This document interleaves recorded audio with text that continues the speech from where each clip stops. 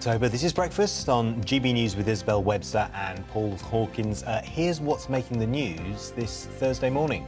Well, speaking at her first Prime Minister's questions since the mini-budget announcement, the Prime Minister pledged to use taxpayers' money well rather than cut public spending to pay for her promised tax cuts. But she was later accused of betraying blue-collar conservatism by one of her own MPs during last night's 1922 backbench committee.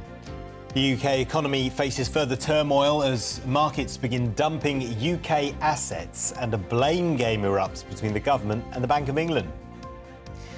It follows the Bank of England's warning that pension funds have until tomorrow to balance their books before emergency support for the bond market is removed.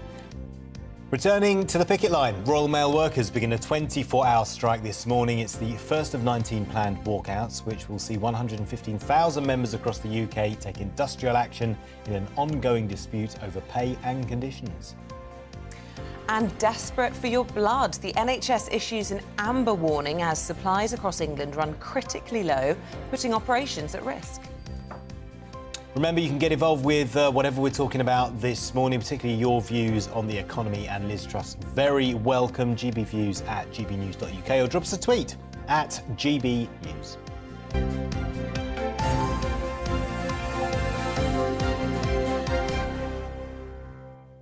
Well, welcome aboard. Lovely to have you with us. Our top story this morning, Prime Minister Liz Truss has ruled out further cuts to public spending as pressure continues to mount on her to U-turn on more mini-budget policies. Her leadership came under more scrutiny during a meeting of the 1922 committee last night, where she was accused of trashing the last 10 years of work done by the Conservatives. Well, reports also suggest she's facing more calls to reverse or delay a rise in corporation tax, which is due in April.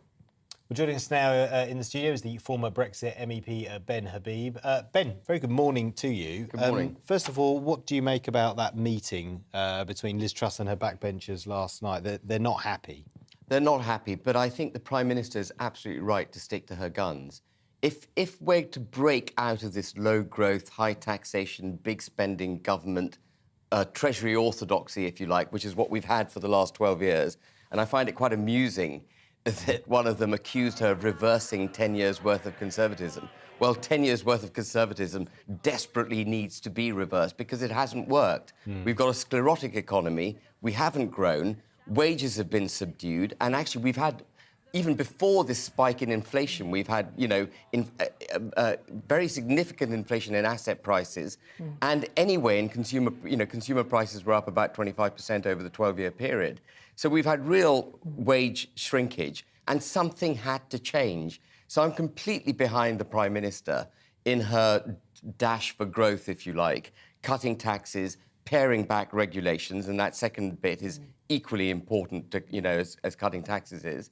And sticking to her guns. She must stick to her guns as she goes through this. But so ideologically, you understand where she's coming from. I suppose the point that appeared during Prime Minister's questions was she sort of boxed herself into a corner, hasn't she, in how she's going to pay for it? Because she stood at the dispatch box and she said, absolutely, there will be no cuts to public spending. Well, the IFS, very respected think tank, I have to say, says there's 60 billion that needs to be found. She can't do that through efficiencies and spending taxpayers' money better, can she? But the principle underlying the notion that you have to fund tax cuts is one of robbing Peter to pay Paul. It's one where it's a notion that's underpinned by redistribution of wealth. And the whole point about Liz Truss's new economic policy is that it's not about redistribution of a defined cake. It's about growing the size of the cake. And so you have to have unfunded tax cuts. If you want to grow the economy, you've got to have unfunded tax cuts. And it takes a bit of a leap of faith to do that, because you're working on the principle that if you cut taxes for companies, more companies will invest, more companies will come to the UK. And it's impossible for the IFS, and by the way, most economists don't do their forecasts based on growth assumptions. What they do is they take out what they know to be a cost, and then they make their forecast based on that known cost. Yeah, but economists are forecasting, but the markets don't trust her or quasi-quating. They don't have confidence in her. So why is that? Well, there are I don't want to overdo the market movements. There are a couple of things going on in markets which have actually nothing to do with Kwasi and Liz. The first, the first major market movement that's taking place and has been taking place for the last 6 months is the strengthening of the dollar. Now, for the last 12 years, we've had uber low dollar rates, and the dollar has been used as a currency to fund growth in emerging markets. People have borrowed dollars and invested it in higher growth areas. And we've seen a complete reversal of that trend. So you've seen currencies across the globe collapsing against the dollar. And that'll continue to go on until the Fed starts taking its foot off the pedal, as it were. And then the other thing that we've got in this country, which is absolutely appalling, is the way our pension funds have been managed. So what pension funds have done, and I've got pension funds as clients, and it's remarkable because all the trustees that I speak to have said that they're, very against leverage, don't want to make any of the same mistakes that they made in the run-up to the last credit crunch. But they've done exactly that.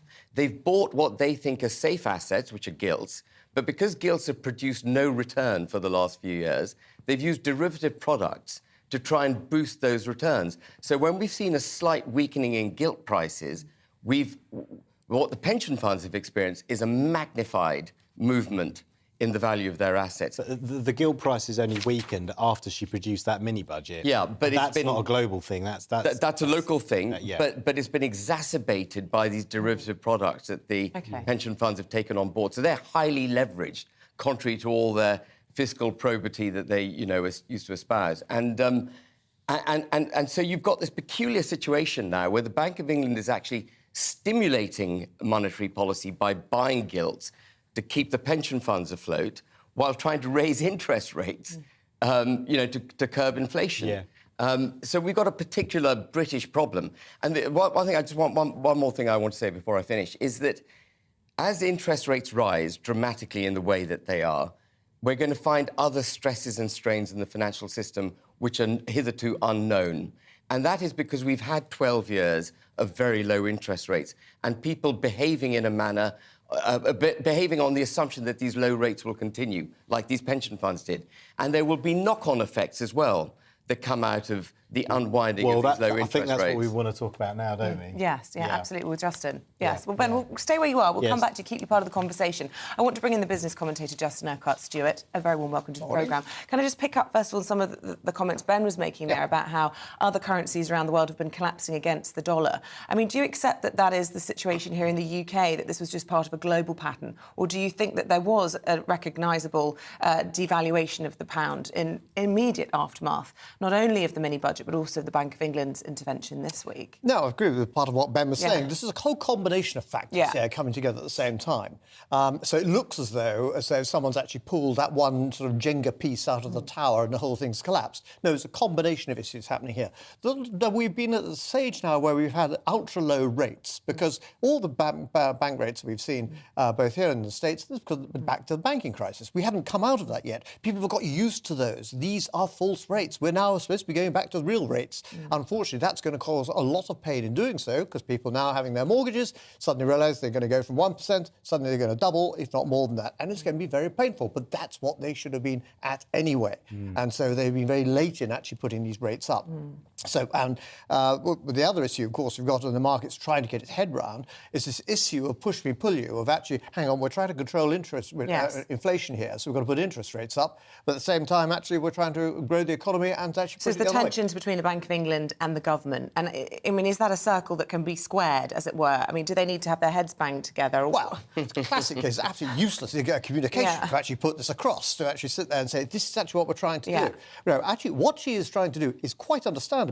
How they're going about it and how they're communicating is absolutely appalling. And that's what you need to get that across so people understand. Yeah, and I want to bring Ben back in on that point, because is there a political problem in all of this? Because as there are these global trends that, they have been perhaps augmented by sort of British factors, but ultimately things like mortgages, Liz Truss is going to get all the blame for that. The Conservatives politically are going to be blamed for that, whether or not it's entirely their fault. At the ballot box, people remember, I can't now buy the house that I wanted to buy, or I'm having my house repossessed, and they won't see that as part of a global pattern. And that is reflected in the polls. Yeah, absolutely. I mean, the communication of her budget was appalling. It wasn't trailed.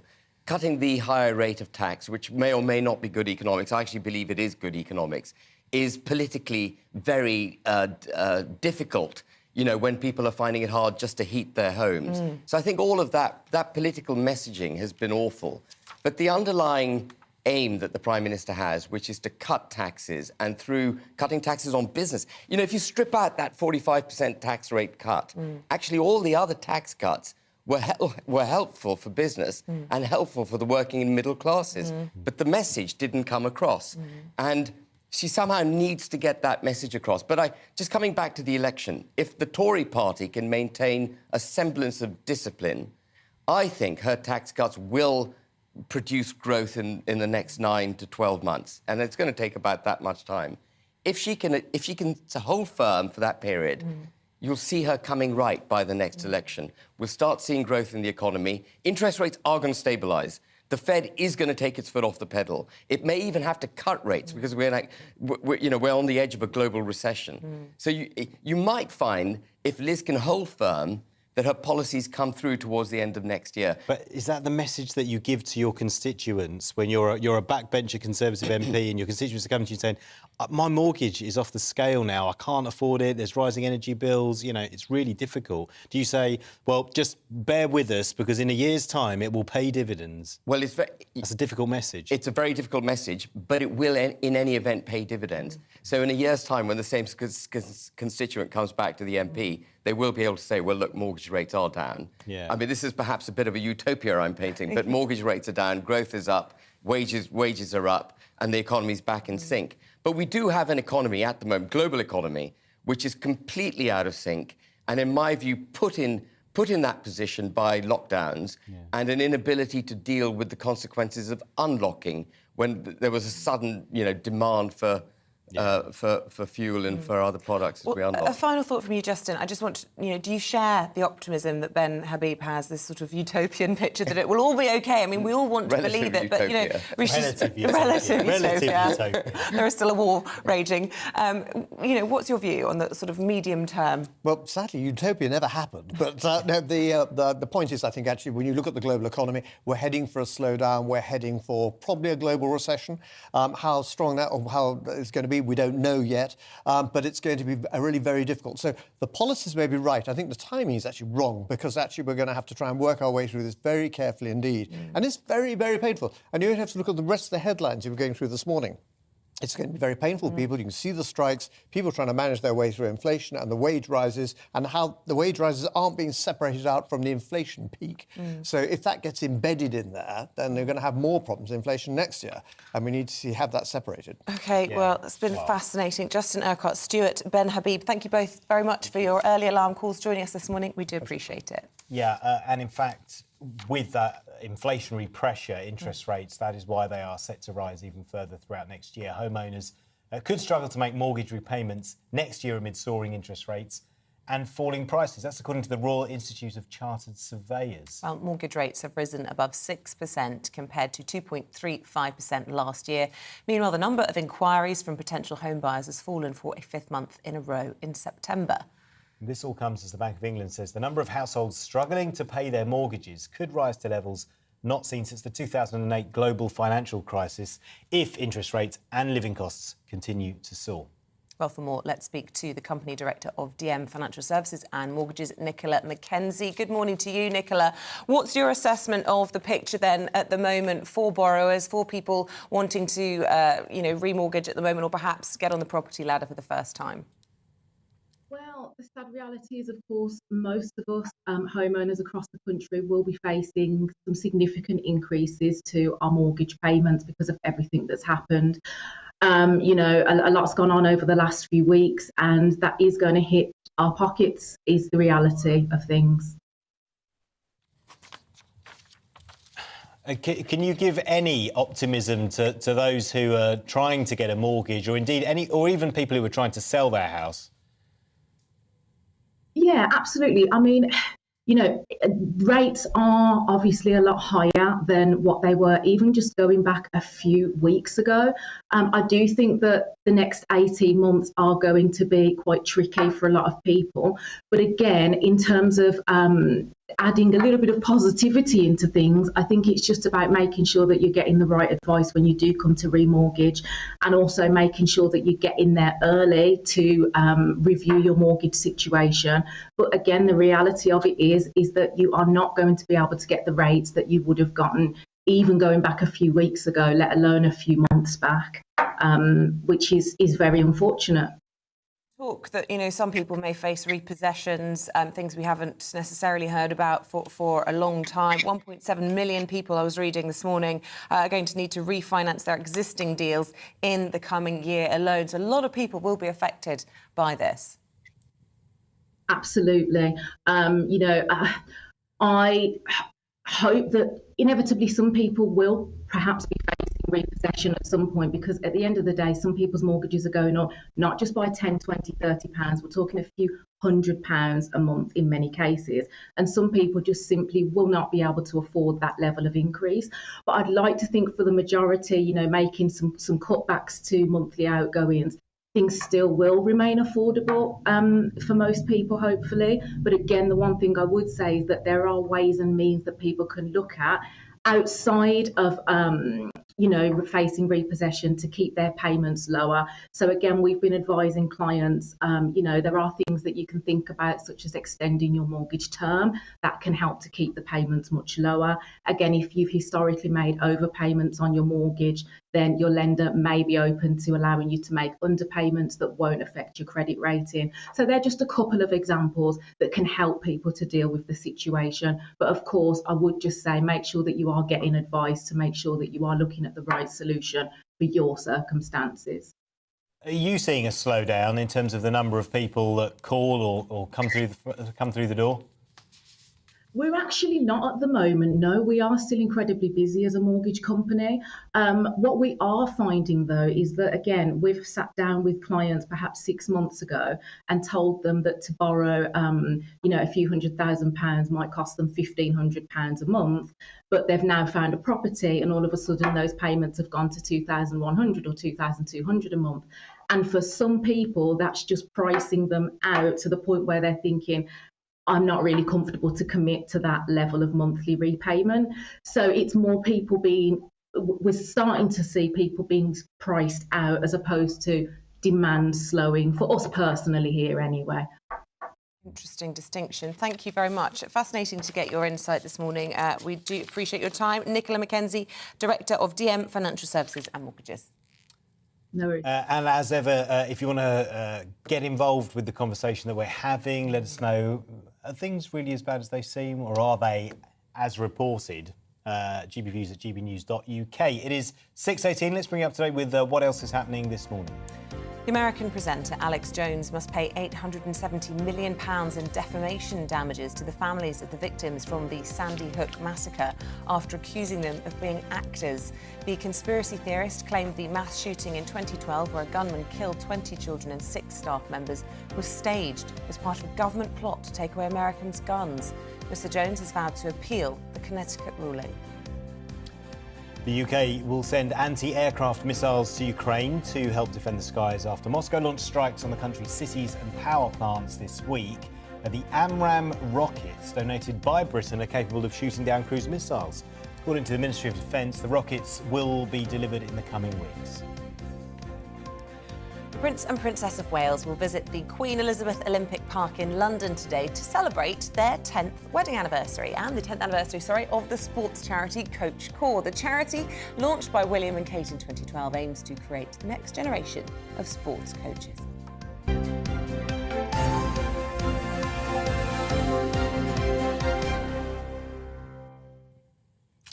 Now then, are you a fan of the repair shop? Yes. Do you love it? We love the repair shop in our house. It's fantastic. Well, it turns out King Charles loves the repair shop as well. Yeah. We know he's quite into sustainable living, don't we? Apparently, he's got a pair of shoes from the 1980s that he still wears to this day that were made He's a man using after my leather. own heart. But wait, they were made using leather salvaged from a 200-year-old shipwreck. All right, not quite after my own which is heart. pretty amazing. But anyway, he's turned up.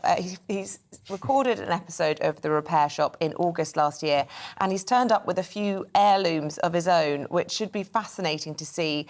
One of them is a piece of Queen Victoria's Diamond Jubilee clock, and the other bit of pottery as well. So, yeah, a little insight into him. He's been at Dumfries House and taken blades around on a bit of a tour. Yeah. And he's asked them to sort out his His vintage bits. Yeah, and pieces. in case you haven't seen the repair shop, it's brilliant because essentially members of the public bring stuff in and they get it fixed, don't they? Yeah. And almost always there's the sentimental value attached to what they've brought in. So maybe, for example, a rocking horse from their childhood, and then they have to do it up, and there's a kind of a story attached to why it means so much to them. Maybe it's from their late granddad, a grandfather clock or something. It's bringing really, stuff back really to life, isn't it? And that's something the King's really all about. And lovely to see him bringing his own heirlooms as well. Do you have that though? Do you find that stuff at home that you're attached to? You can't throw it out because you have a really sentimental attachment to it. Yes, and funnily, you mentioned rocking horses. My dad brought our rocking horse back to life when I had my son 7 years ago today. By the way, it's my little one's birthday, so I'm just going to have a little shout out to William, 7 years old. Sorry, I can't be with you this morning, but love you lots and see you later. So he repaired a rocking horse for us, and it's really sentimental. We love it. Wow. Yeah. Actually, if you're watching this and you've got a sentimental attachment to something, an object, an inanimate object at home, let us know what it is. Send us a photograph. Why why it means so much to you. Yes. Right? gbviews@gbnews.uk. Really exciting. After the break, we're going to be speaking to the New York journalist who has bagged a global scoop with the infamous fake heiress, Anna Sorokin, also known as Anna Delvey. If you don't know who she is, we'll explain more after the weather. Good morning, I'm Alex Deakin with your latest weather update from the Met Office. Bit grey and murky out there for many first thing, but generally it's going to be a dry and a bright day. There will be some rain across the far south and the far northwest, courtesy of these two little weather features which are slowly edging in. But in between those, as I said, many places are going to be dry and bright. But it's a bit misty, murky. There are a few fog patches around first thing. Steadily clearing away, but I suspect the south coast of England may well stay pretty glum. Further outbreaks of rain, particularly in the southwest, but moving eastwards. Bright for many areas. We'll lose the mist and fog and we'll see sunny spells, but it will cloud over across the west of Northern Ireland and the northwest of Scotland, with wet and windy weather moving in here. Elsewhere, though, in the sunny spells, feeling pretty pleasant with mostly light winds, temperatures around average, 14, 15 degrees.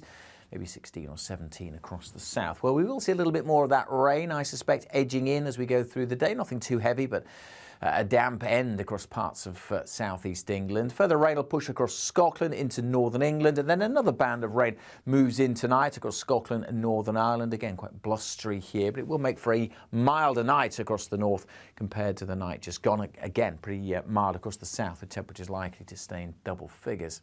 Tomorrow is a real mishmash. A lot of cloud across the south with further outbreaks of rain. Something a bit brighter further north, but still with this line of rain sinking southwards, making for a wet day across parts of northern England and southern Scotland. Sunny spells either side, but then more blustery showers coming into western Scotland and Northern Ireland to end the day. A cooler feel here as well, only 11 or 12. Out on the winds, it feels colder than that. But again, further south, temperatures close to average, feeling pleasant enough if we do get any brightness. The chopping and changing of our weather will continue as we head into the weekend, with further bands of showery rain and some brighter spells in between.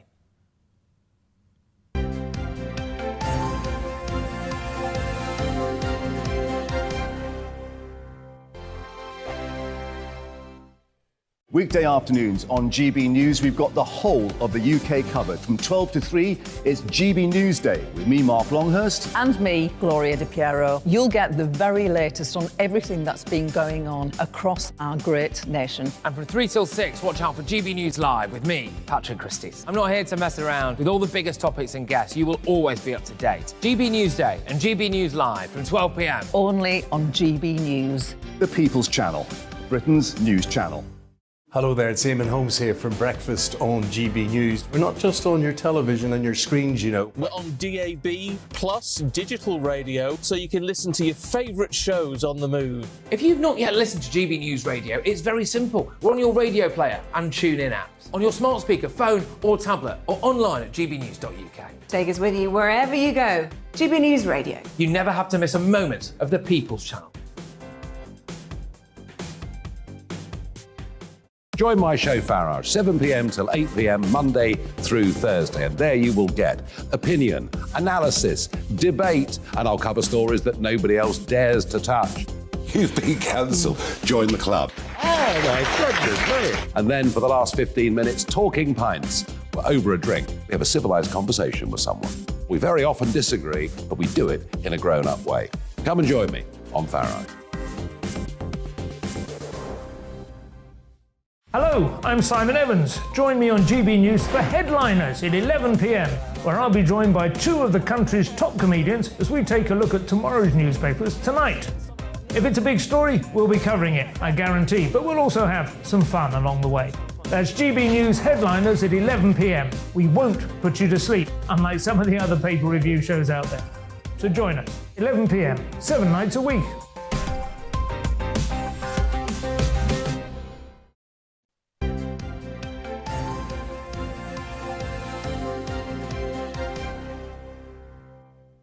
Welcome back at 6:25. Still to come on today's programme. The NHS has issued an amber alert as blood supplies reach a critical level in England. At 6:45, Dr. Frankie explains why it could affect routine operations. At 7:45, we're catching up with the boss behind the vodka brand Stoli. He'll tell us how his business has been affected by the war in Ukraine and why he decided to travel to Kyiv. Drop us a line if you want to get involved with the programme. We do love hearing from you, especially if you do donate blood. Oh, yes. Or if you don't, turned why not? away. Yeah, I was turned away. But we'll that? talk about that later on. Yeah. All right. Later on. We'll talk about it later on. In the meantime, drop us a line, gbviews@gbnews.uk, or tweet us at gbnews.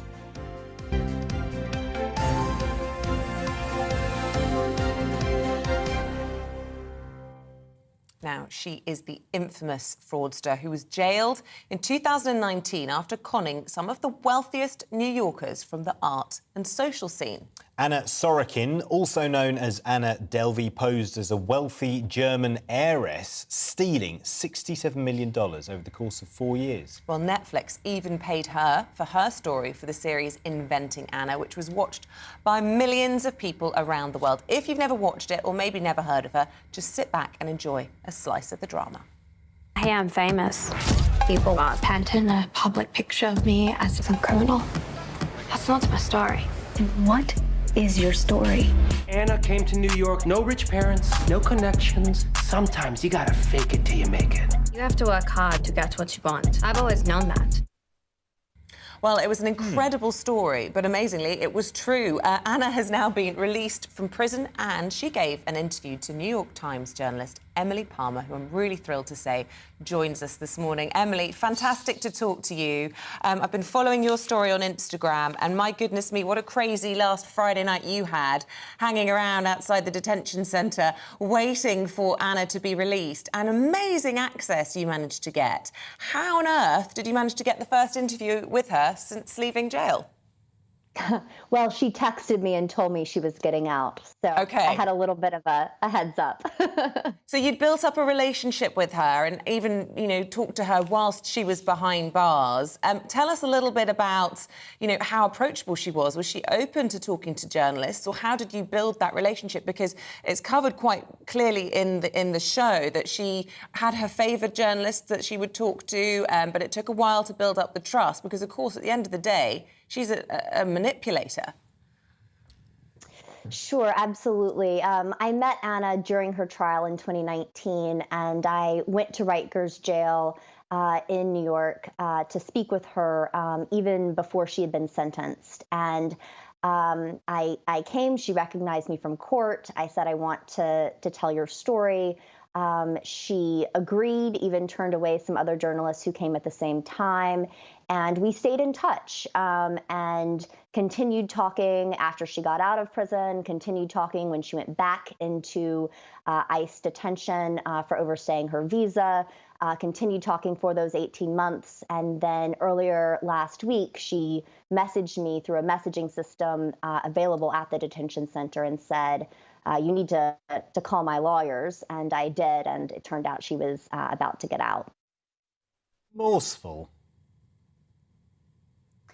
I'm sorry, I missed part of that. Is she remorseful? Is she sorry for what she's done? Everyone wants to make Anna remorseful. I certainly am, you know, one of the people who has asked her again and again, are you sorry? It's the question she's most tired of hearing. And, you know, I think she's sort of answered around that question. She's never said, I am sorry, point blank, but she has said she regrets the way she went about certain things. She says the world would not be a better place with more people like her. She has said she wants a second chance to right the wrongs that she previously committed. And I think for someone like Anna, it's about looking forward. Remorse and regret are two different things. She refuses to regret things. Whether or not she's truly remorseful, a judge doesn't believe it. But who are we to look into her brain and determine that for her? Well, look, whilst you were talking, we were just looking at a picture inside her brand new East Village flat where she is staying in detention with her ankle tag. And she was the one in the black hoodie and the black rimmed glasses, looking a little bit less glamorous than perhaps we're used to seeing her look. How is she affording that? A lot of people will say, OK, so fair enough, Netflix paid her a bit of money, but I hear she sold off some art. Was that art procured legally? I mean, a lot of people would think, how on earth has she come and, she's not supposed to be in the country anyway. How has she managed to land a flat like that? And that's you in the pink dress, I believe. Yes, that is me in the pink dress. Well, Anna has kind of turned into, from con artist to artist. She's been drawing while she was in detention. She started drawing a lot while she was actually on trial. She did some caricatures of the prosecutor, who I'm sure loved that. And then she began selling her art while in detention. There's one thing you can say about Anna Delvey, whether or not she's sorry for what she did or not, she certainly made the most of her time in jail. She got a Netflix series. She started selling her art. She put on several well-publicized shows in New York earlier this year. And she says that she is paying the $7,000 apartment per month rent just through her art sales. So to be honest, it sounds like it's worth getting involved in fraud, multi-million-pound fraud, given you get a Netflix series, you get some time in jail, you can sell some art, do some drawings and come out and get a bit of fame and money. Well, it has certainly worked in Anna's favor, for sure. But, for every Anna Delvey, there's many other people behind bars who are nameless and do not have the same resources or connections that Anna does. And I think for many people, it's not the answer, and it certainly should not be the answer. But, Anna committed some crimes in her mid-20s, and she's now in her early 30s, and she's making the most of her past. I think, though, beyond the crime she committed, her character and who she is just particularly enticing to people, particularly Americans. Americans love a con artist. Well, I mean, she clearly was very, very clever. I mean, I don't know if the Netflix depiction was an accurate, in your experience, depiction of her character, but to be able to pull the wool over the eyes of the kind of calibre of people that she did and defraud sort of people. Obviously, she's, I don't know if she's psychopathic or what she is, but she's obviously clever. Do you think it was a good likeness in the show? I think that the spirit of Anna Delvey is certainly shown in the Netflix series. The accent is way off and, in my opinion, xenophobic. But, beyond the memeified accent, I think that sort of the Anna Delvey vibe, let's say, is certainly there. She knows how to draw people in. She knows how to keep their attention. She knows how to make the show all about herself. Fascinating. Well, Emily Palmer, thank you for talking to us about your big scoop, and I'm sure, no doubt, you'll continue to get more. Thank you for taking time to talk to us this morning. Appreciate it. Thank you for your time. What do you think? Not impressed? No. As I said, if you want fame and want a little bit of time out in jail and then come out and get a Netflix series. No, it's so wrong, isn't it? But it's an incredible story. It's really wrong. I think it's just the incredulity that when you hear that story, your just jaw is on the floor. It's not admirable, but it is incredible. Reminds me a little bit of that film Catch Me If You Can. Yes, a little bit. Although I think he helped the FBI with. He ended up turning good, didn't he? He did. Yeah, he went in the end. Yeah. Anyway, there you go. Let us know your thoughts on that as ever. gbviews@gbnews.uk. It's 6:34. Coming up, Liz Kershaw and Freddie Gray are here to take us through your Thursday morning papers. Stand by.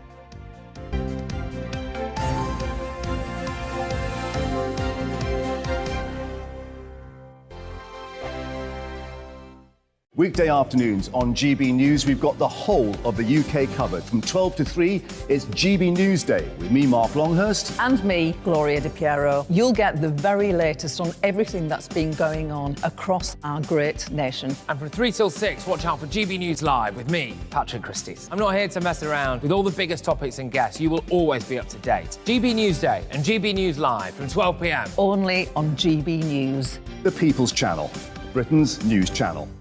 Hello there, it's Eamonn Holmes here from Breakfast on GB News. We're not just on your television and your screens, you know. We're on DAB plus digital radio, so you can listen to your favourite shows on the move. If you've not yet listened to GB News Radio, it's very simple. We're on your radio player and TuneIn apps, on your smart speaker, phone or tablet, or online at gbnews.uk. Take us with you wherever you go. GB News Radio. You never have to miss a moment of the People's Channel.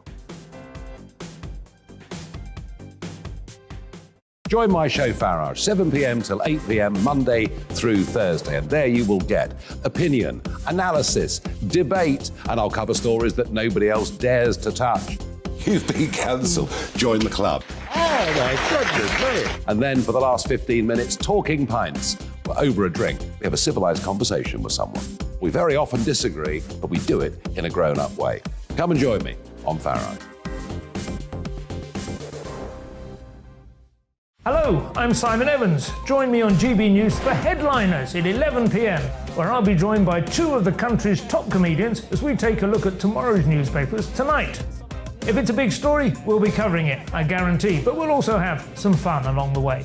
That's GB News Headliners at 11 p.m. We won't put you to sleep, unlike some of the other paper review shows out there. So join us, 11 p.m, 7 nights a week.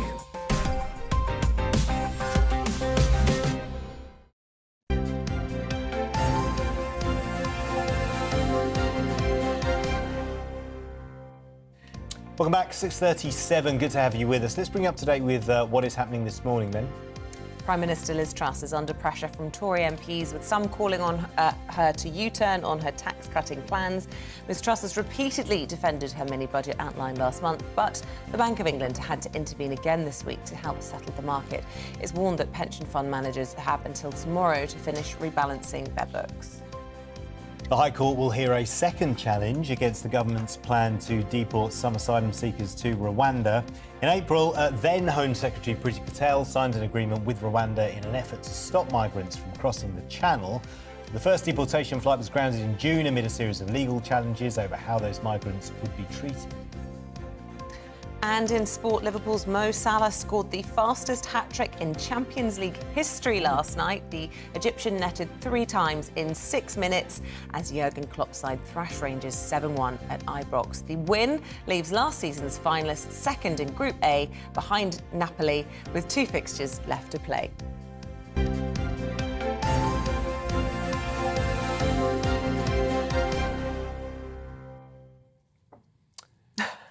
Yeah, I was just nodding actually at Ibrox. I was like, did I get the Did you say pronunciation? Ibrox? Yeah, it is Ibrox. Oh, yeah. And I didn't know that. A little You bit out scored of the my fastest comfort zone. hat-trick in Yeah. Champions League history last So you night. learn We will get more every day. details with Paul Coit later on in the programme. In the meantime, should we go through the papers? Yes, we're joined this morning by the broadcaster Liz Kershaw and the deputy editor of The Spectator, Freddie Gray. Good morning to you both. Freddie, you've chosen the Mirror. You-turn or you go is the headline. It's my favourite headline. It's pretty clever. Of the day. It's, and it speaks to the big story of the day, which is that Liz Truss is coming under tremendous pressure from her within her own party, and that's what I find so amusing about a lot of these stories today, is that they keep quoting Tory MPs and senior Tories saying even senior Tories are putting on pressure. But anybody who's been involved in Westminster in the last few weeks knows that in fact it's always been senior Tories putting the pressure on, and that she's facing an internal rebellion, and that's her real problem politically. Outside of the economics, she's facing a major political crisis because her own party and even her own cabinet are briefing against her. So she's in a bit of trouble. But she's not going to go. Well, not yet, no. But certainly there's a lot of clamour for it already. And it reminds me a bit of the sort of, not the last 2 weeks of Boris Johnson, but the last sort of 4 or 5 months of Boris Johnson, where people are just sort of shaking their heads, saying this can't go on. And it's not necessarily Liz Truss's fault, because I think, in fact, what you're saying is a party that is sort of completely at war with itself, doesn't know what it stands for, particularly on economics, very confused about what their economic vision is. And I think it's very hard to govern with a party in that sort of state. So not Liz Truss's fault? Well, I mean, the members knew what they were voting for, didn't they? I mean, she highlighted all of this. This argument was all aired quite... I mean, way too many weeks of it, wasn't it? 6 weeks of hearing about the arguments of what she was going to do. She's just done what she said she was going to do. Well, it's always worth remembering that the MPs would have chosen Rishi Sunak, and there's very much a kind of Rishi gang that briefing very nastily against her. I mean, Sajid Javid is openly briefing against her. He wanted to be leader himself. So yes, she's got real problems within her party, and that's a major political problem. Yeah, it's anti-democratic. I mean, she was chosen by the membership of the Conservative Party, but there are a lot of people out there who were just sick of to the back teeth of this, and just wanted to be able to get on with it, and not even particularly personal to Liz Truss or the current policies that she's trying to pursue. Just let a government and a Prime Minister get on with it. And I think people in Westminster should get out more, not just outside the M25, but they should maybe hop across to Europe or go somewhere outside the UK and then look across. And I've been doing that myself for 12 days. I've been on holiday, but it's really, really striking. There was a series on TV years ago, Derek Jameson. Do they mean us? And it's really interesting how people look at us. And I found that they don't look at us and think we're a mess or a joke. And they have all the same problems that we've currently got. You go to somebody's house there, as you do here, and it's become a kind of badge of honour, status symbol. Oh, we've put the heating on. I went to somebody's house, it was absolutely freezing. And the petrol prices are higher than there. This is in the Netherlands. In the Netherlands, taxes, not motor transport, taxes are higher. One friend pointed... The taxes are pretty high as well, yeah? No, they're not if you get the right. And one of my friends pointed out that in the Netherlands, she's thinking of leaving. She's not Dutch. That 80% of her income goes on taxation, on insurance, and taxation on taxation, indirect and direct taxes, and then there's the fuel increase. They're facing the same fuel increases in the home, for transport, the issues with the health service. They pay a lot more than we do for national health, their national health service, and their interest rates, going up. I was hearing the other night, a news night, so I was watching that, was in the Netherlands. The pound's tanking. It hasn't, actually, but the euro's in trouble as well because it's the strong dollar. But inflation there is 17%, 20%. Yeah. Interest rates are already higher. Let me bring in Freddie. Do you think it's anti-democratic then that elected MPs are challenging the government and not letting them govern because they aren't able to govern? Let's be honest, they aren't able to do what they want to do because they won't get the numbers. Is that anti-democratic? Well, I think certainly Tory MPs are very dismissive of the membership. They think the membership got it wrong, and they don't actually respect the people who prop up and make their parties. That's exactly. I also think Liz should be a spokesman for the Truss administration because that's a more robust defence than I've heard from a lot of people who have spoken. Do you want to be communications director? I think somebody needs to be sacked because I'm not here to fly the flag for Liz Truss. I'm just trying to be an objective observer. But it's the whole thing is that our policies are not a shambles. They're well-intentioned and make some economic sense. It's the way that the whole mob is being whipped up, and the Tory MPs are just protecting their own backs. They see the polls, they think, I'll lose my job in 18 months' time. And the Labour Party haven't got an economic plan, as far as I can see. And there's all 650 of them in time of crisis like this. We, the taxpayers, pay all 650. They should be getting together, putting their heads together, working in the best interests of this country instead of posturing and squabbling amongst themselves. I think they also smell blood. I mean, there's an impression about Liz Truss that she does U-turn, and she has done, given enough pressure on most issues. Indeed, what party she's There's the pressure that, the big financial day is going to be tomorrow. Will there be another major drama in the gilt market, which a lot of people are anticipating? So the next 24 hours are going to be intense pressure on these tax reversing these tax. And then the OBR report. Yeah. And then the midterm fiscal plan on the 31st. I mean, you feel like there are quite a lot of It's not going to be pretty. Ahead. And as Liz says, these are global problems. Everywhere's facing them. The trouble is Britain is kind of like in the forefront now. The International Monetary Fund brought out a report a couple of days ago, and it was actually quite optimistic for the UK. You know, it was saying there is a massive, as Freddie said, massive problem for all developed countries globally. But it's not all bad. Yeah. I was just about to say, Liz, you looking at the front page of The Guardian, WHO chief calls for urgent action to tackle long COVID, but it's not all bad. Well, there are millions of people, apparently, worldwide who are suffering from long COVID. I don't think it's something that's easily diagnosed.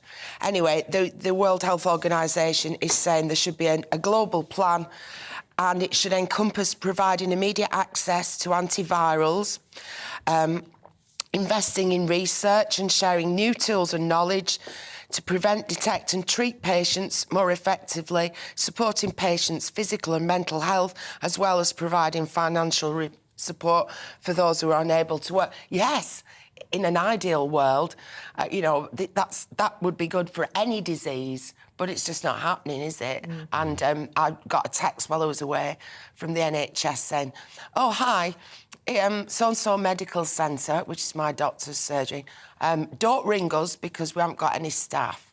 If you feel a bit poorly, send us an email. I mean, it's just... it just needs sorting out, isn't it? But, I mean, this is saying, give resources to long COVID. Yes, but what about, all the other people in the queue?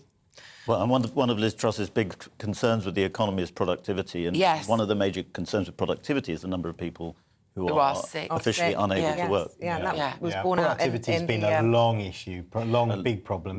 But those off sick were really reflected in those ONS figures out earlier in the week. Freddie, you want to talk about the royals? This is a really interesting story.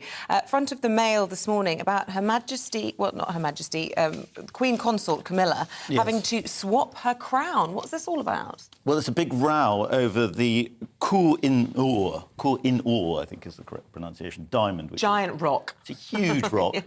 And it is a diplomatic hot stone, if you like. Nice. Thank you. And the subtext of this story is the ongoing row with India that has occurred after Suella Braverman said that Indian migrants are most likely to outstay their welcome. The Indian government decided to find that offensive.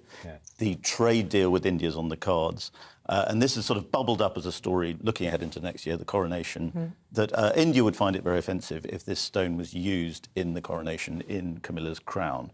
Actually, other countries lay claim to it too, and it's an interesting stone. I've been reading about it this morning. Right. Men aren't meant to wear it. It was in a male crown, but men no longer wear it because there were so many. The history of it is so fractious and has caused so much fighting between various dynasties in India. And Pakistan and Iran lay claim to it too. So it's a controversial stone. I think the most likely thing that's going to happen is that it will be removed from Camilla's crown and she'll just wear the crown without it. See, isn't that... every day that I've been talking about the royals since the king came to the throne, I feel like he's being advised by some very savvy people. I mean, this seems like a very sensible example of soft power, the soft power of the monarchy to diffuse a situation where there's problems politically, roll out some, concessions from the king and Camilla, and perhaps that trade deal might be back on. Well, exactly. And it's also interesting the way that the royal advisors, Clarence House used to do it, the royal advisors are sort of outmanoeuvring the government a lot of times now. And there's definitely difficult relations between senior figures in government and the palace. Right. And that they actually often sort of undermine each other with briefings. I'm not sure this is exactly a story of that, but certainly the palace looks a little bit more on the ball than the government. Yeah, interesting. We could talk about M&S or President Zelensky, but I'm quite interested in this front page headline, Liz, cost of loathing crisis. What is that about? Well, it's all Liz Truss's fault, obviously, because she's brought on this crisis, and now couples who are married or cohabiting but have split up, i.e. they no longer, get up close and personal. But they're still living together. been fallen out or be it each of the strokes can't afford to move out, so they're having to live together in the same house. But what's interesting, it says due to the current cost of living crisis, and then it says research shows that some of these couples have had to stay together for 16 months. So it's not. So the research started quite some time ago, not in this current cost of living crisis. Everything is being presented, you know, where it can be made relevant to a current situation. It would be awful, though, wouldn't it, if you wanted to break up and you're stuck in the same house. Share the same bed, according to the no, pillows down the middle. If that's you, let us know this morning. Have you experienced the cost of loathing? I know somebody who's desperate to, you know, come visit for the weekends and things like that because he just can't stand being at home with his wife. Oh, dear. That's really sad. It is sad, yeah. Quickly divorces are supposed to be cheaper, though, aren't they, now? That's part of the whole... Yeah, but if you can't afford a new flat, move or anywhere, you can't afford an actual People used to go home to their mums and whatnot. But... I managed to wake up my wife on the way out very early this morning. That'll make you very unpopular. So I and experience the cost of loathing when I get home tonight. I think we all do that when we get up at silly o'clock. Well, you guys. You have to move like a ninja around the bedroom. Yeah. Really quietly.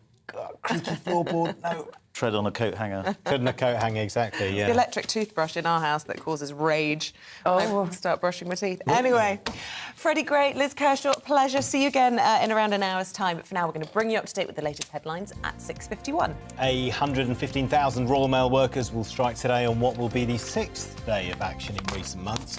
The Communication Workers Union says its members across the UK will walk out amid ongoing disputes over pay and conditions. It's accusing the Royal Mail of planning structural changes which would put employees' jobs at risk. The NHS in England's trialling an online booking system for flu jabs similar to the COVID-19 vaccination programme. People at 200 sites across the country can now try to book this way. However, it's still possible to order a jab directly through a GP or by visiting a pharmacy.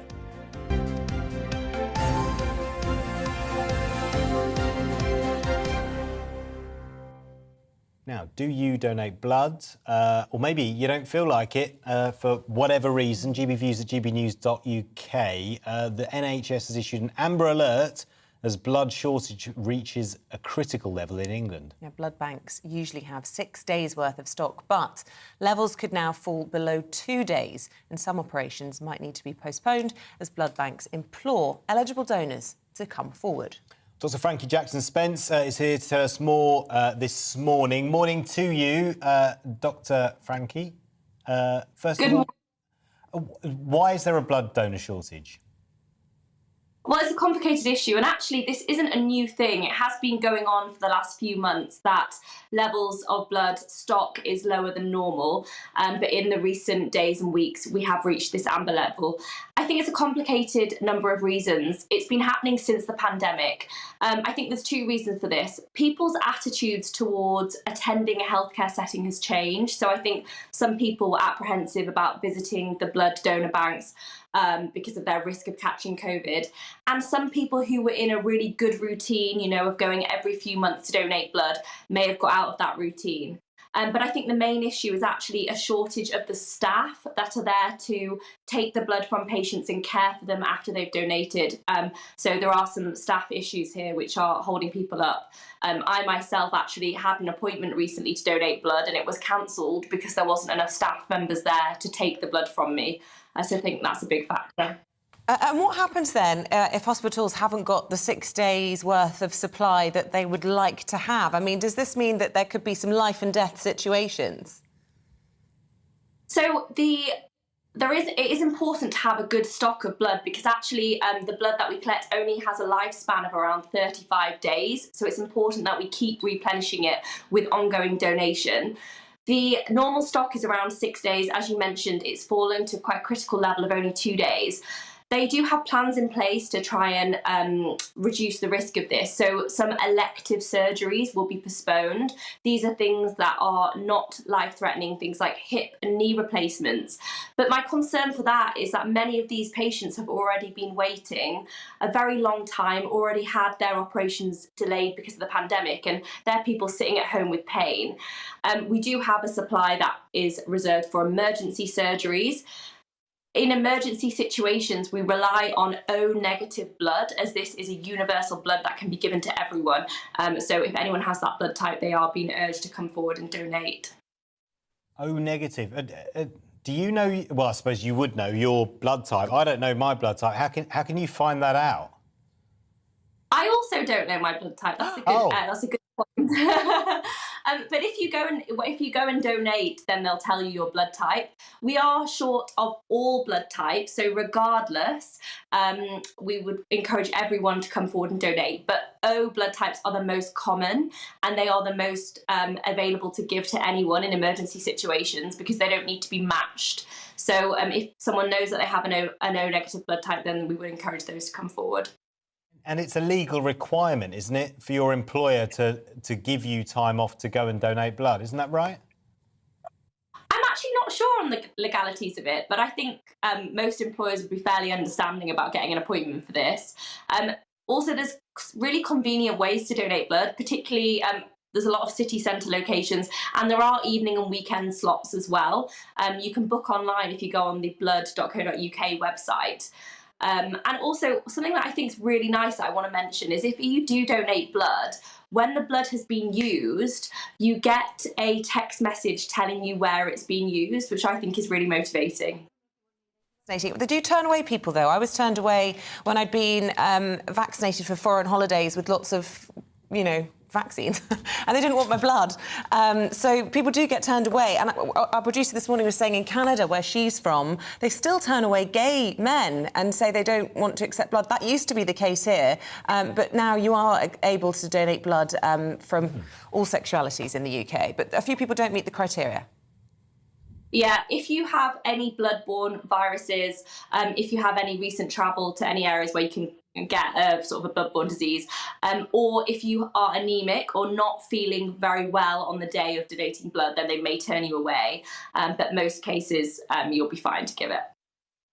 Dr. Frankie Jackson-Spence, always a pleasure. Thank you. Thank you. Right, it is 6:56. We're going to be talking about pensions coming up. Do you pay into a pension? Do you draw from a pension? Are you worried about your pension? We're going to be talking about that after the weather. Good morning, I'm Alex Deakin with your latest weather update from the Met Office. Bit grey and murky out there for many first thing, but generally it's going to be a dry and a bright day. There will be some rain across the far south and the far northwest, courtesy of these two little weather features which are slowly edging in. But in between those, as I said, many places are going to be dry and bright. But it's a bit misty, murky. There are a few fog patches around first thing. Steadily clearing away, but I suspect the south coast of England may well stay pretty glum. Further outbreaks of rain, particularly in the southwest, but moving eastwards. Bright for many areas. We'll lose the mist and fog and we'll see sunny spells, but it will cloud over across the west of Northern Ireland and the northwest of Scotland, with wet and windy weather moving in here.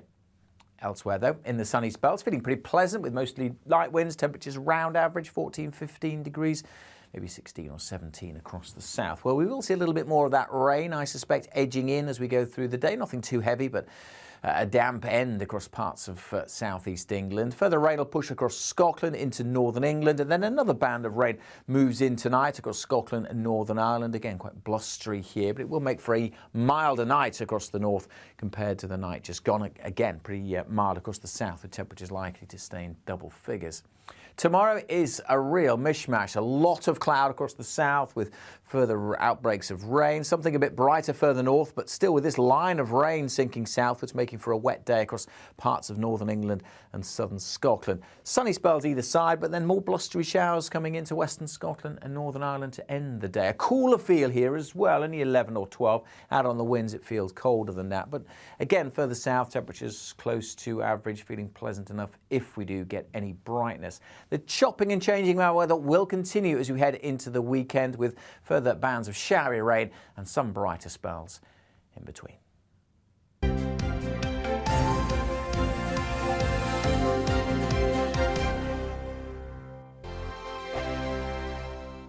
Weekday afternoons on GB News, we've got the whole of the UK covered. From 12 to 3, it's GB Newsday with me, Mark Longhurst. And me, Gloria Di Piero. You'll get the very latest on everything that's been going on across our great nation. And from 3 till 6, watch out for GB News Live with me, Patrick Christys. I'm not here to mess around with all the biggest topics and guests. You will always be up to date. GB Newsday and GB News Live from 12 p.m. Only on GB News. The People's Channel, Britain's news channel.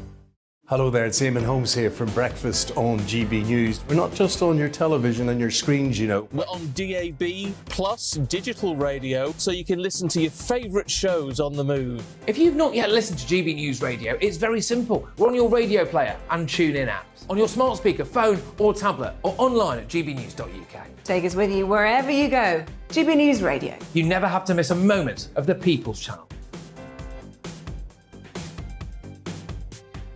Join my show Farage, 7 p.m. till 8 p.m. Monday through Thursday, and there you will get opinion, analysis, debate, and I'll cover stories that nobody else dares to touch. You've been cancelled. Join the club. Oh my goodness me. And then for the last 15 minutes, talking pints. We're over a drink. We have a civilised conversation with someone. We very often disagree, but we do it in a grown-up way. Come and join me on Farage. Hello, I'm Simon Evans. Join me on GB News for Headliners at 11 p.m, where I'll be joined by two of the country's top comedians as we take a look at tomorrow's newspapers tonight. If it's a big story, we'll be covering it, I guarantee, but we'll also have some fun along the way. That's GB News Headliners at 11 p.m. We won't put you to sleep, unlike some of the other paper review shows out there. So join us, 11 p.m, 7 nights a week.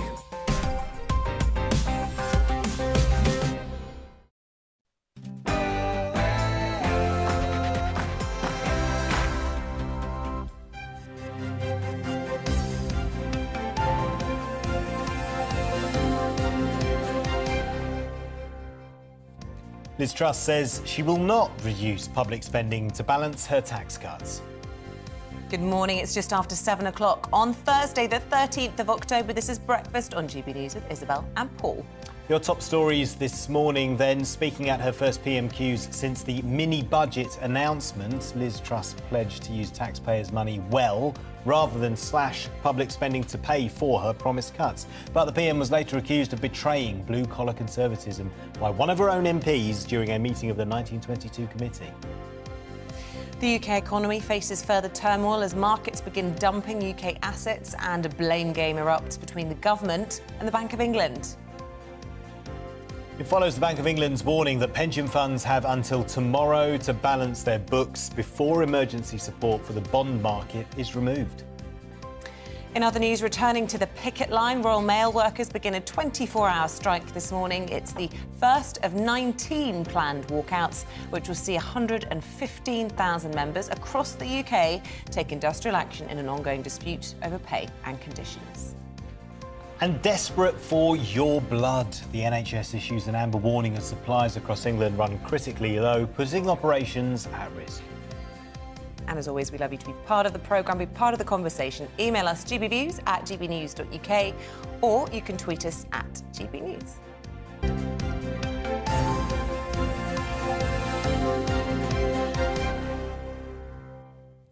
It's 7:03. We start with the PM, who's ruling out further cuts to public spending as pressure continues to mount on her to U-turn on more mini-budget policies. Her leadership came under more scrutiny during a meeting of the 1922 Backbench Committee, where she was accused of trashing the last 10 years of work done by the Conservatives. Reports also suggest she is facing more calls to reverse or delay a rise in corporation tax, which is due in April. Well, joining us now for more analysis is the political editor of the news site Tortoise, Tortoise Media, in fact, Kat Neelan. Good morning to you, Kat. Always good to see you. Look, the mood in that meeting last night was described as funereal by some big, heavyweight members of the backbenchers, coming out with some pretty damning assessment of Liz Truss. You've been speaking to some of them. What have they been telling you? Yes, I mean, much the same. Funereal, abysmal. I was talking to one aide who said his MP had come back in a state. You know, I mean, in a state. In a state, yeah. People are really sort of feeling this is an existential crisis moment, and if there isn't a huge kind of wholesale reversal of the mini budget at the end of this month, I think there will be serious questions asked about Liz Truss's future, if she even makes it that far, to be honest. But a reversal in the mini-budget would be political suicide.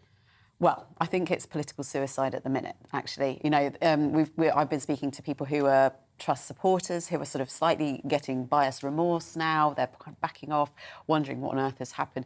And people are sort of seriously talking about what they do now. There is not real appetite for another long, drawn-out leadership contest. I think the country doesn't want it, let alone MPs.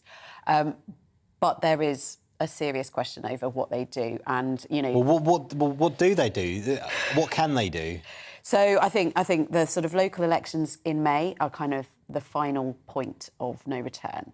If she makes it that far and they are bad, then that will be the point at which there is another sort of leadership contest. Before then, I think we could see sort of manoeuvres and perhaps, you know, the question is whether or not they can find a unity candidate to form around, which, you know, it's a very... What, a caretaker Prime Minister, in effect? I mean, how does that work without a leadership contest? She would have to resign or... Yeah, she could be forced out. She could be forced out, and they could just say there's only of no one... confidence and all of that. Letters of no confidence, yeah, or treating something, you know, sort of voting against something that would be treated as a confidence measure.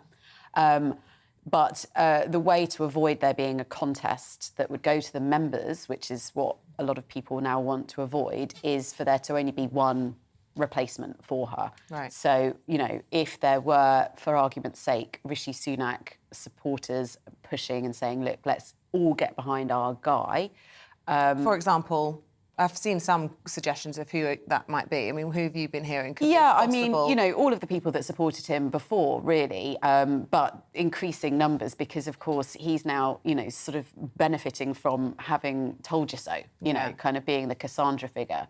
And so, you know, look, I'm not saying it's going to be definitely him. There's still a big anyone but Rishi group within the party, but he would be a sort of obvious candidate that people could rally behind. But I suppose in the short term, there are immediate obstacles that she has to navigate through. We were talking to Freddie Gray about this pension deadline that's looming tomorrow at the Bank of England. We've then got the OBR report, who will ultimately decide whether or not they have a credible plan to fund all of these tax cuts, and then obviously this statement on Halloween. And those will be the test, I suppose, of whether or not she can stay the course. I mean, the Mirror have it this morning, you turn or you go. Yeah. But at PMQs yesterday, she really backed herself into a corner by saying absolutely no to any spending cuts. So how will she fund all of these tax cuts and proposals that were outlined? I mean, I think this is the big question that people are asking themselves. You know, Tory MPs are doubt that she's able to do it. I think probably what, you know, it's kind of always a bit smoke and mirrors, kind of how they fudge these things. And you know, already we saw yesterday with Jacob Rees-Mogg sort of suggesting that the OBR is not the only forecaster that they're going to be looking to. You know, it's obviously reliant heavily on growth. Whether or not that growth can happen or will happen remains to be seen. And I think, you know, you could sort of say that there is a sort of top-line cuts or spending kind of amount, whether they then divert internally from one pot to another to kind of try and square that circle. But I think, to be honest, it seems very unlikely that they will be able to square that circle. And yesterday we saw Mel Stride saying, you know, quite categorically and publicly that you need to change tack. This is not possible. So I think there's going to be lots of conversations behind closed doors about what they should be doing between now and the 31st. But again, questions over whether that date can hold. And options are limited to regain the trust of the markets, of the MPs and the polls. Yeah, if they kind of pursue with the approach that they've been taking up until now, options are very limited. And so Mel Stride, he's the chair of the Treasury Select Committee. He is a heavyweight, and he's not a troublemaker, but he is a Rishi backer, we should point out. And he is suggesting that I suppose the least worst option at this point could be to drop the cut to corporation tax or to scrap it entirely. Do you think that could be the concession that Truss makes then to calm everybody down? I think Do you see that being the next U-turn? One of the concessions, yeah. I mean, obviously, we've got this sort of, before that point, we've got this big rebellion brewing over benefits uprating, which is, you know, going to be another expensive pledge. But if they don't uprate it by inflation, I think that will cause a lot of problems. It's this sort of an unhappy kind of contradiction between doing more for the poorest and tax cuts for the rich, and that's where we saw people like Rob Halfon saying you're sort of trashing blue-collar conservatism. Now, Rob Halfon is not part of the Red Wall, but if you kind of see him as a sort of canary in the coal mine for that project, if they don't sort of right the course and try and offer more support for people who have less, you can see a sort of complete reversal of what happened in 2019. Yeah, yeah. Kat, really good to talk to you this morning. Thank you so much. Kat Neelan from Tortoise Media. There are, of course, implications for pensions with the problems that the markets are having, and that's why the Bank of England has had to step in. Pension providers are reporting a rush of people looking to cash in their pensions. Maybe that's you at home following the guilt, chaos and cost of living crisis. Yeah, and as Paul was explaining, this all comes as the Bank of England said its emergency bond buying scheme would end this Friday. Well, joining us now to discuss it all is the head of retirement policy at AJ Bell, Tom Selby. Look, lots of people might be thinking, quickly, I need to sort out get my house in order if pensions are all going all right. Would that be the right course of action, in your opinion? So there's absolutely nothing wrong with engaging with your pension, having a look at your pension. One of the key messages that I've been trying to get across over the past kind of 48 hours is reassuring people that what is happening at the moment with the Bank of England and the gilt market will have almost no impact on the vast majority of people's pensions. So I've been speaking to people who are concerned about the state pension, they're concerned about their investments, they're concerned that they're not going to get any pension at all. Actually, what the Bank of England is trying to do here is stabilise bond prices. So they're worried that pension schemes, which are huge investors in bonds, are going to sell off all their bonds because they've got insurance contracts that demand that they need to do that. But if you're in receipt of one of these defined benefit pensions, the main thing in terms of whether or not you'll get your pension is the solvency of the employer that stands behind it. That employer... Rather than your pension fund. Because, exactly. I mean, on that Tuesday after the mini-budget, we heard from behind the scenes that there was real concern that a number of pension funds were actually going to go to the wall that day. They had to step in before many of them closed their doors forever. And people might, and myself included, might find that hard to understand how that wouldn't then affect people's pensions. Yeah, so those briefings were essentially wrong. Right, so a pension fund cannot just become insolvent because there's a cash call within that on a specific type of investment. So what could potentially happen in a very, very extreme scenario would be if the cash calls on those investments became so huge that the pension scheme had to go cap in hand to the employer, and then the employer didn't have the money to pay that cash, and that forced the employer under, then potentially your pension would be at risk. But nobody is saying that that's going to happen. The problem the Bank of England faced was a sell-off in government bonds, which was going to make the problem that was caused post-mini-budget even worse for the government and for the Bank of England. Right, so do you think then that the media have been a bit hysterical talking about the threat to pensions?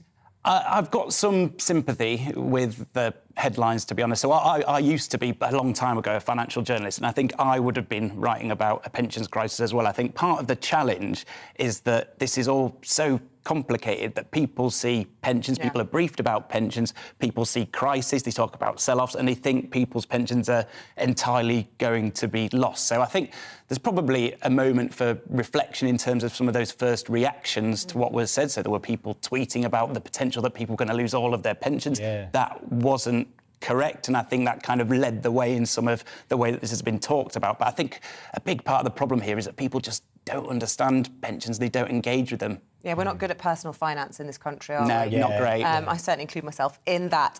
But when it comes to the world of pensions, and there's been lots of whether or not this is fair, as you know, with your former sort of financial journalist hat on, there's lots of reporting that they need to get the house in order. That actually, for too long, I mean, I think there was a stark warning for them 4 years ago, and they've continued to take risks and perhaps not do as they've been advised. Is that a fair assessment that pensions need, that the whole industry needs reform? So there's a load of different things going on here. So in terms of defined benefit pensions and these investment strategies that they've employed. So they're called liability-driven investments, quite complicated, but essentially LDIs. Yeah, so hedging strategies. So there's a big question to be asked about whether or not these pension schemes really understood the risks that they were taking on members' behalf, and whether they really understood the risk of government gilt yields going up, as they have done, and the cash call that was going to create. So some definite questions for that part of the industry, Right. but the vast majority of people aren't invested in these types of pensions anyway, and so aren't going to be affected by what's going on. So just very quickly, don't be worried if the Bank of England does decide tomorrow to stop propping up the government bonds. No, don't be worried at all. Even no. if the markets have a wobble, 'cause they probably will, won't they? So if the markets have a wobble, what you might see is if your pension funds are invested, you might see the value of it go down a little bit, but it should be invested in assets around the world. You should be diversified, so there shouldn't be a huge impact to your pot. Even if there is, you're investing over the long term, 30, 40 years. What happens over a couple of days shouldn't be a big concern. It's always a nightmare when these things happen on a Friday and then the market's closed for the weekend. And if people have gone down in value on a Friday, they spend all weekend thinking, a lot of panic. Yeah. It might probably correct itself, you think, early. I'm not going to call what the market's going to do over a few days. Think about the long term rather than the short term. Tom, thanks for your time. Really Thank appreciate you. your insight. Thank you very much. Tom Selby there, Head of Retirement Policy. And AJ Bell, it is 7:15. Let's bring you up to date with what else is happening this morning. The American presenter Alex Jones has to pay £870 million in defamation damages to the families of the victims from the Sandy Hook massacre after accusing them of being actors. The conspiracy theorists claimed the mass shooting in 2012, where a gunman killed 20 children and 6 members of staff, was staged as part of a government plot to take away Americans' guns. Well, Mr Jones has now vowed to appeal the Connecticut ruling. UK will send anti-aircraft missiles to Ukraine to help defend the skies after Moscow launched strikes on the country's cities and power plants this week. The AMRAAM rockets donated by Britain are capable of shooting down cruise missiles. According to the MOD, the rockets will be delivered in the coming weeks. The Prince and Princess of Wales will visit the Queen Elizabeth Olympic Park in London today to celebrate the 10th anniversary of the sports charity Coach Corps. The charity, launched by William and Kate in 2012, aims to create the next generation of sports coaches.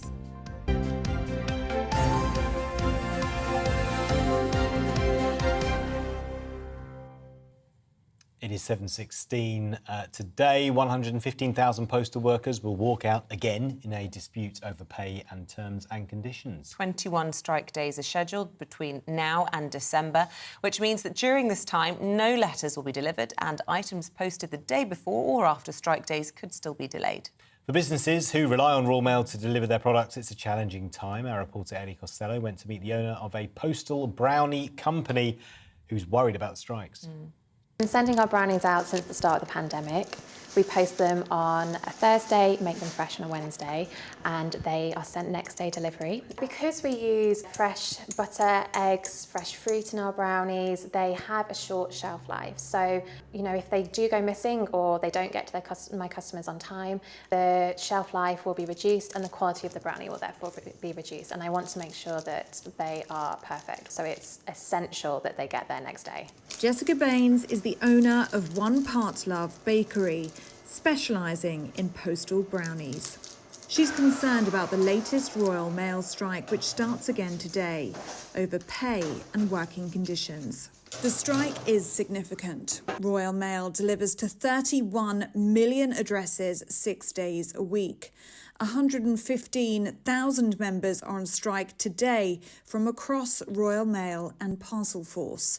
The Communication Workers Union, the CWU, say it's the biggest national strike of any sector this year.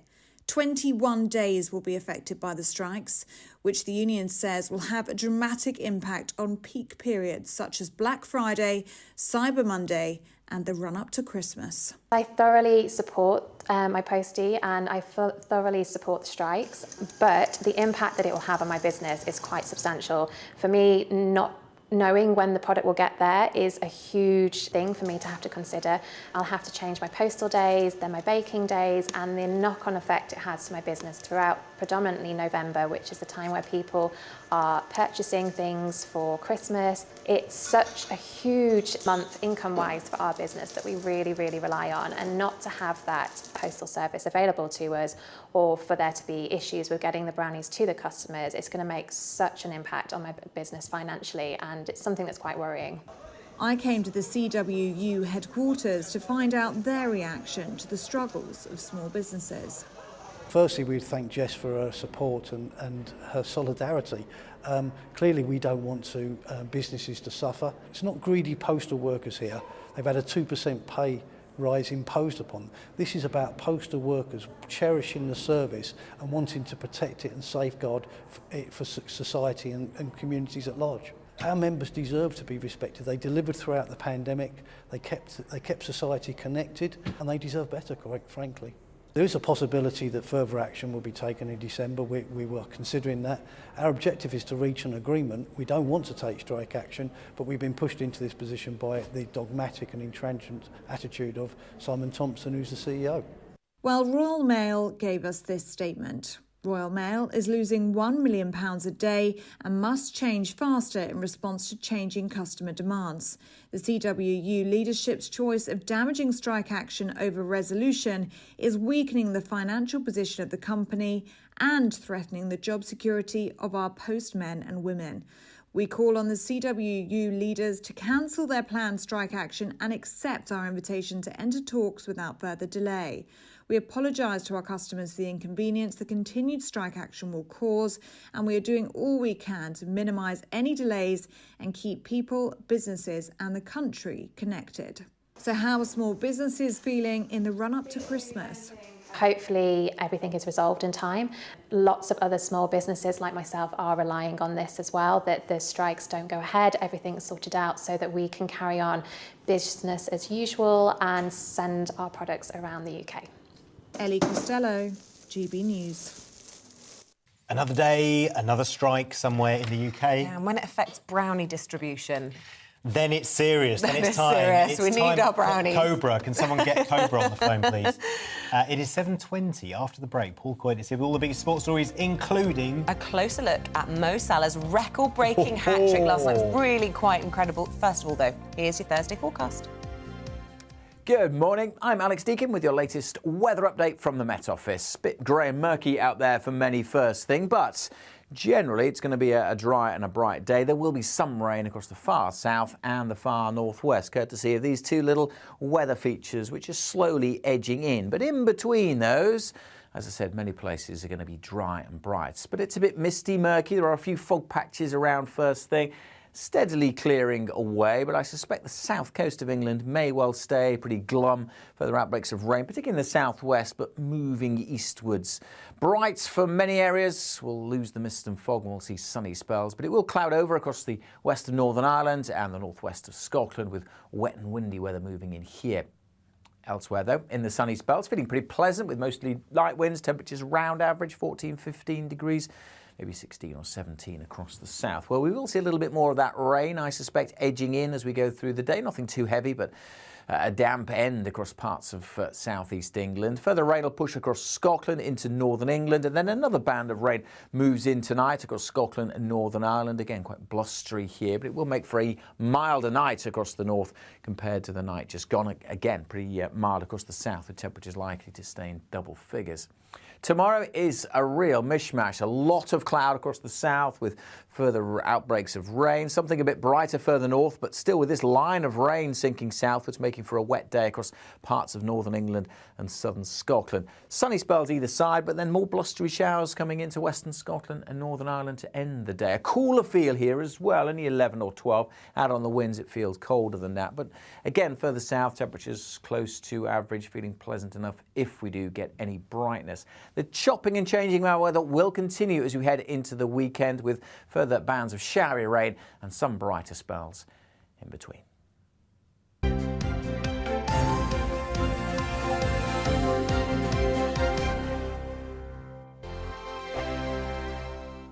Weekday afternoons on GB News, we've got the whole of the UK covered. From 12 to 3, it's GB News Day with me, Mark Longhurst. And me, Gloria Di Piero. You'll get the very latest on everything that's been going on across our great nation. And from 3 till 6, watch out for GB News Live with me, Patrick Christys. I'm not here to mess around with all the biggest topics and guests. You will always be up to date. GB News Day and GB News Live from 12 p.m. Only on GB News. The People's Channel, Britain's news channel. Hello there, it's Eamonn Holmes here from Breakfast on GB News. We're not just on your television and your screens, you know. We're on DAB plus digital radio, so you can listen to your favourite shows on the move. If you've not yet listened to GB News Radio, it's very simple. We're on your radio player and TuneIn apps, on your smart speaker, phone or tablet, or online at gbnews.uk. Take us with you wherever you go. GB News Radio. You never have to miss a moment of the People's Channel. Join my show Farage, 7 p.m. till 8 p.m. Monday through Thursday. And there you will get opinion, analysis, debate, and I'll cover stories that nobody else dares to touch. You've been cancelled. Join the club. Oh, my goodness me. And then for the last 15 minutes, talking pints. We're over a drink. We have a civilised conversation with someone. We very often disagree, but we do it in a grown-up way. Come and join me on Farage. Hello, I'm Simon Evans. Join me on GB News for Headliners at 11 p.m, where I'll be joined by two of the country's top comedians as we take a look at tomorrow's newspapers tonight. If it's a big story, we'll be covering it, I guarantee, but we'll also have some fun along the way. That's GB News Headliners at 11 p.m. We won't put you to sleep, unlike some of the other pay-per-review shows out there. So join us, 11 p.m, 7 nights a week.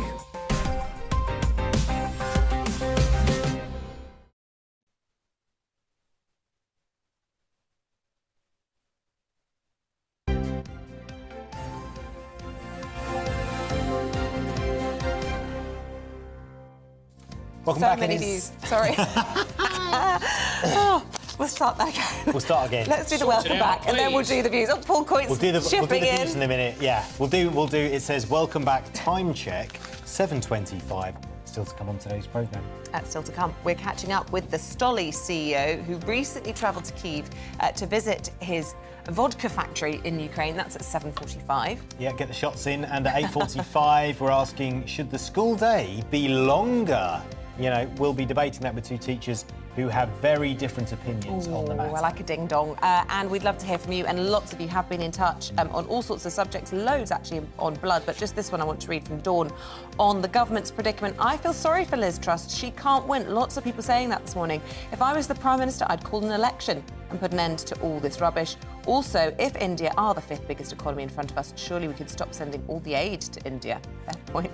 Yeah, on blood donations, Andy says, I heard there is a shortage of blood. The other problem I see is some people might not want blood from people that have been COVID vaccinated. I do understand that it's either that or possibly die, but is it possible they could become ill with the vaccinated blood? Thank you. No, all blood is screened when you donate blood to make sure that it's safe after a horrible scandal that happened in the past when unsafe blood given to people. But that is another story, because it's time now for the sport. Paul Coyte is in the studio with us to discuss all the big sports stories.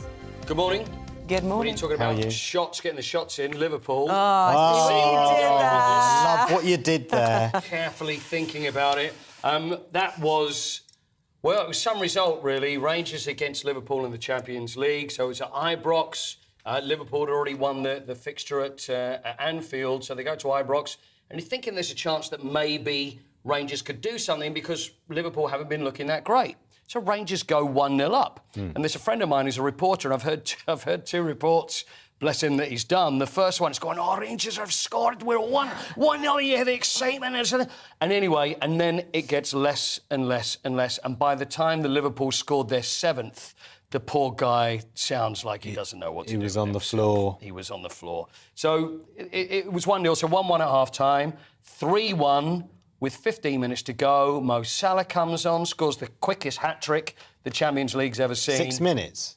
6 minutes. And what a then, machine. He is a machine. And then it all just started to go very badly wrong for Rangers. So you got. I'm looking at results because the thing is, 5-1. You could probably say, is a thumping. Then 6 maybe a spanking. But then when you get to 7, that's when you look at the other side and you say 7's an embarrassment. So it doesn't matter who you're playing. I'm sorry for Rangers, but 7 is an embarrassment. And whereas Liverpool just have not been that great, and now you've got fans that are saying, this is it now, this is the turn. Now this is the Liverpool that we expect. Well, they've got Manchester City at the weekend, so that will be the test. And Spurs were also in Champions League action last night. Were they at home? Yes. And were you there? I was. Because I think we've got a picture of you here, actually. Oh, really? Can we see that picture? No, somewhere? surely not. No? Surely not. Apparently we had a picture I played of you. most of the second half up front alongside Harry Kane. Harry so I don't Kane know where is there's pointing. pictures of either. There he is. I don't know whether I was surprised that the sprinkler was landing on my head. You were or I just was very excited that there was no such embarrassing thrashing for Spurs last night. Yeah, you look quite excited in that picture. Well, last time I saw a mouth like that, it had a hook in it, I think. So It actually looks like you're having a shower, to be perfectly honest. Yeah, it does. There we are. I was getting covered. But, I enjoy myself. I get overexcited. Right. Yeah, but happy because Spurs won 3-2. I was. Went 1-0 down, then came back.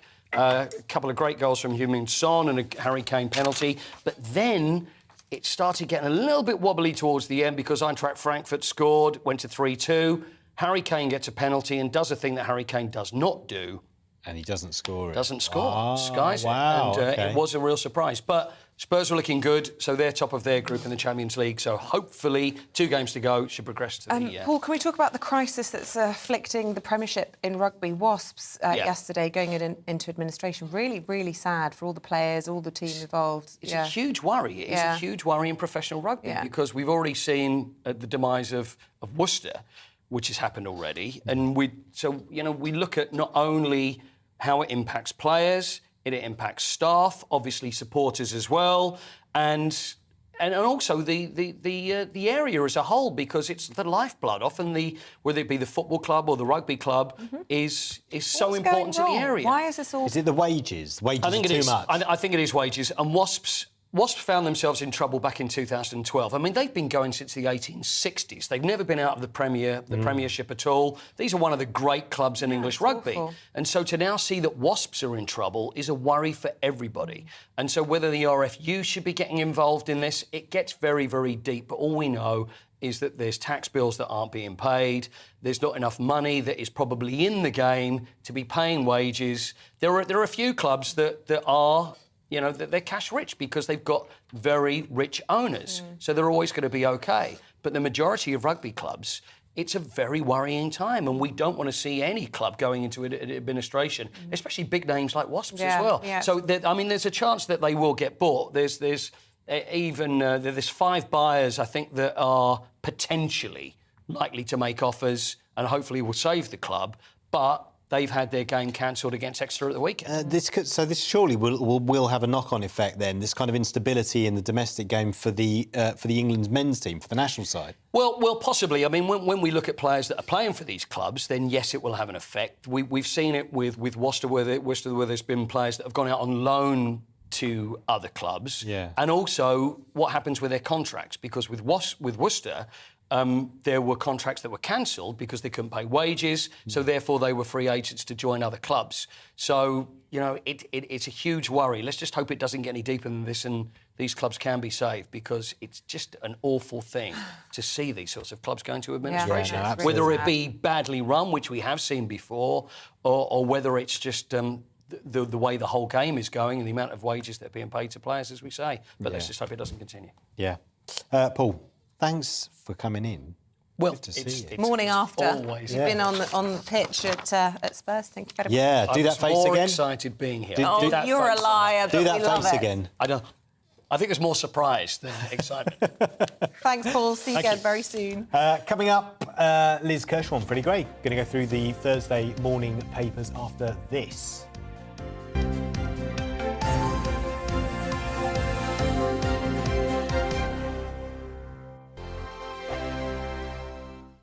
Weekday afternoons on GB News, we've got the whole of the UK covered. From 12 to 3, it's GB Newsday with me, Mark Longhurst. And me, Gloria Di Piero. You'll get the very latest on everything that's been going on across our great nation. And from 3 till 6, watch out for GB News Live with me, Patrick Christys. I'm not here to mess around. With all the biggest topics and guests, you will always be up to date. GB Newsday and GB News Live from 12 p.m. Only on GB News. The People's Channel, Britain's news channel. Hello there, it's Eamonn Holmes here from Breakfast on GB News. We're not just on your television and your screens, you know. We're on DAB plus digital radio, so you can listen to your favourite shows on the move. If you've not yet listened to GB News Radio, it's very simple. We're on your radio player and tune-in apps, on your smart speaker, phone or tablet, or online at gbnews.uk. Take us with you wherever you go. GB News Radio. You never have to miss a moment of the People's Channel. Join my show Farage, 7 p.m. till 8 p.m. Monday through Thursday, and there you will get opinion, analysis, debate, and I'll cover stories that nobody else dares to touch. You've been cancelled. Join the club. Oh my goodness me. And then for the last 15 minutes, talking pints. We're over a drink. We have a civilised conversation with someone. We very often disagree, but we do it in a grown-up way. Come and join me on Farage. Hello, I'm Simon Evans. Join me on GB News for Headliners at 11 p.m, where I'll be joined by two of the country's top comedians as we take a look at tomorrow's newspapers tonight. If it's a big story, we'll be covering it, I guarantee, but we'll also have some fun along the way. That's GB News Headliners at 11 p.m. We won't put you to sleep, unlike some of the other paper review shows out there. So join us, 11 p.m, 7 nights a week.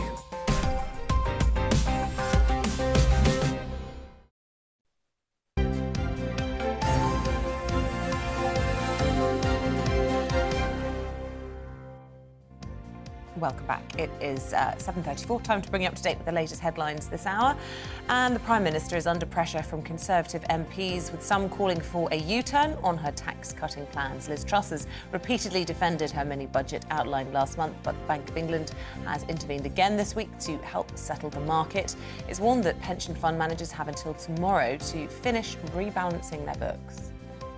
The High Court will hear a second challenge against the government's plan to deport some asylum seekers to Rwanda. In April, then Home Secretary Priti Patel signed an agreement with Rwanda in an effort to stop migrants from crossing the Channel. The first deportation flight was grounded in June amid a series of legal challenges over how those migrants would be treated. The Royal College of Midwives is warning the lives of mothers and babies are being put at risk due to a severe shortage of maternity staff. It's calling on the government to fix what it's calling a staffing crisis after claiming 500 midwives left the NHS in England last year.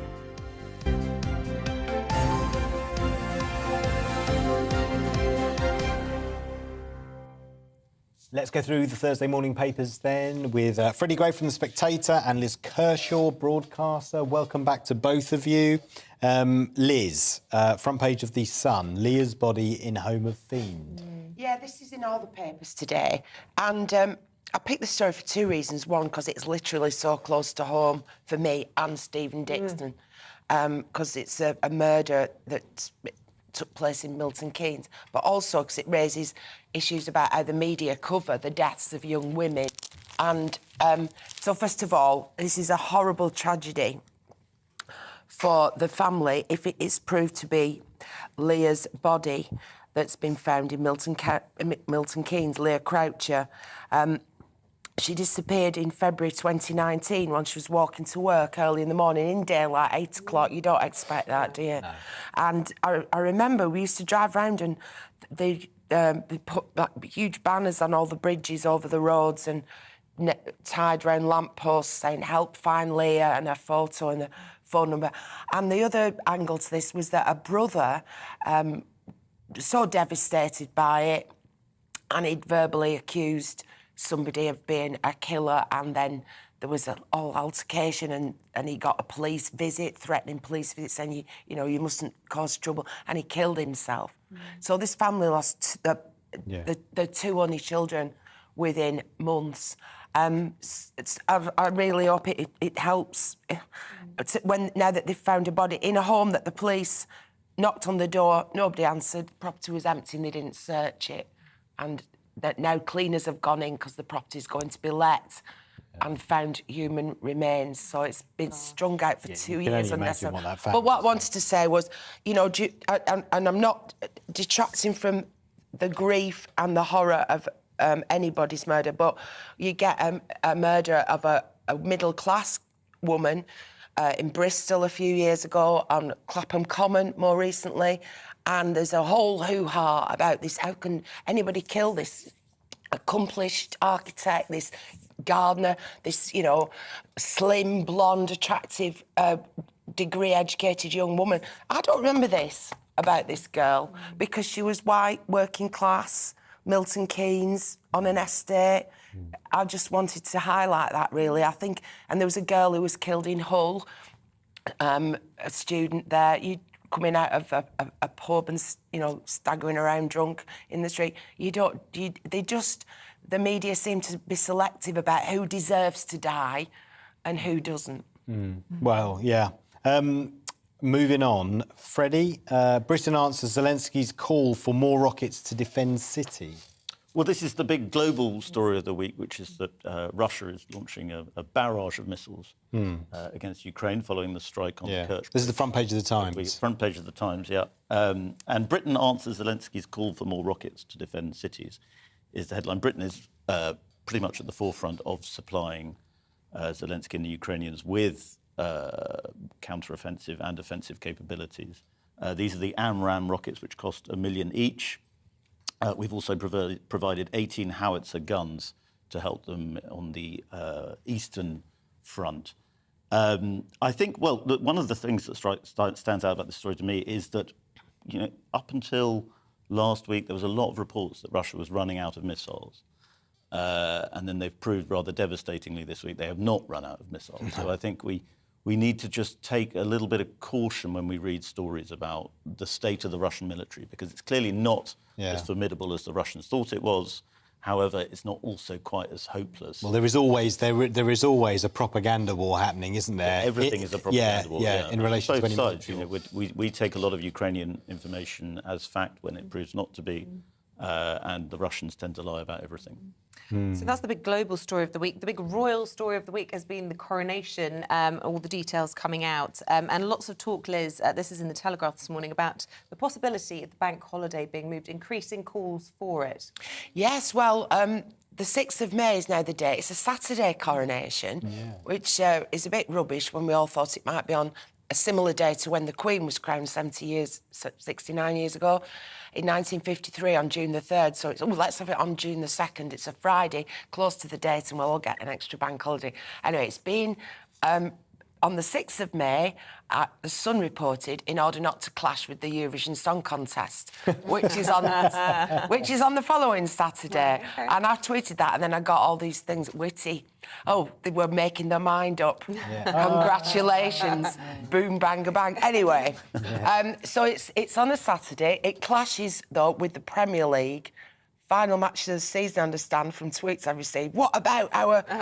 But the thing is, it's going to be a slimmed-down coronation, Charles is promising, so it'll be all over by lunchtime, exactly. And then you can have your football matches and you can have your gigs in the evening. But earlier on, Freddie was talking about the big diamond row, you know, the Koh-i-Noor diamond, and who owns it and whether Camilla should wear it. The other one in the Mail is about the coronation oil that you're anointed with. It's got cat oil in it. Oh. What? Yeah. It's an ancient recipe made from a certain species. One of the ingredients is the oil from a certain species of cat called a civet, C-I-V-E-T. Yeah. So is Charles, is he aware? Is he going to let that go? And then it brings up all sorts of issues, doesn't it? I mean, is anybody going to be wearing ermine? Because the the fur. Yeah. That's another big cat. It's a vermin, isn't it? It's a rat. Or is it?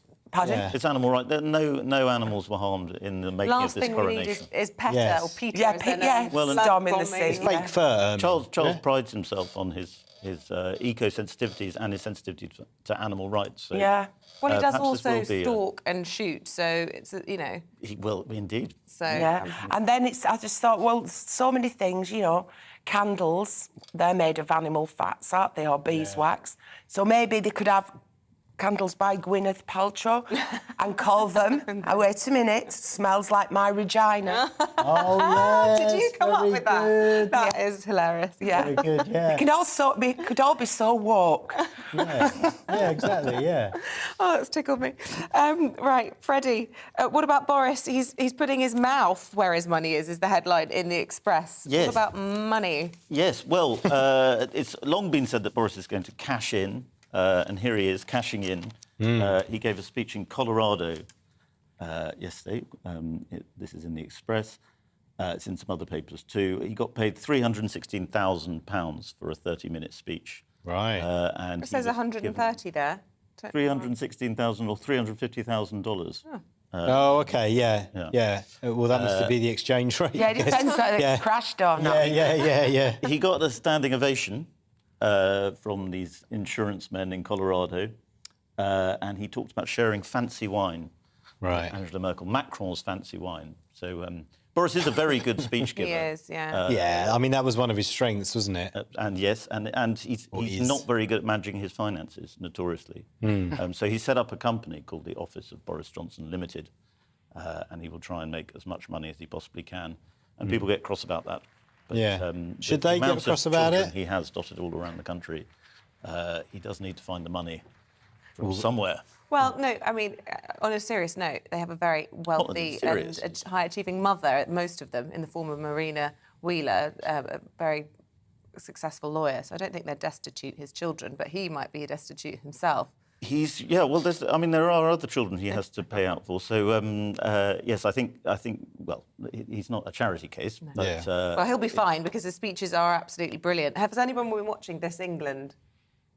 No, I have not. No. Dramatisation. I've seen the clips, and I think Branner's impersonation is pretty good. It's fantastic. It looks pretty good. Yeah, it's really interesting. I found it quite triggering just because as a journalist, I was reliving every single moment that I'd lived through the row between Priti Patel and her top civil servant and all of that. So it wasn't very relaxing watching. But it was just quite fun seeing the portrayal behind closed doors of Kerry Johnson and him trying to write his book on Shakespeare while they're in Mustique. And Well, we had an article in The Spectator from Petronella Wyatt about seeing herself on this show as one of these mistresses, and she appears to Boris in these sort of feverish dreams, like haunting him about his past, and she said it was very odd to see herself.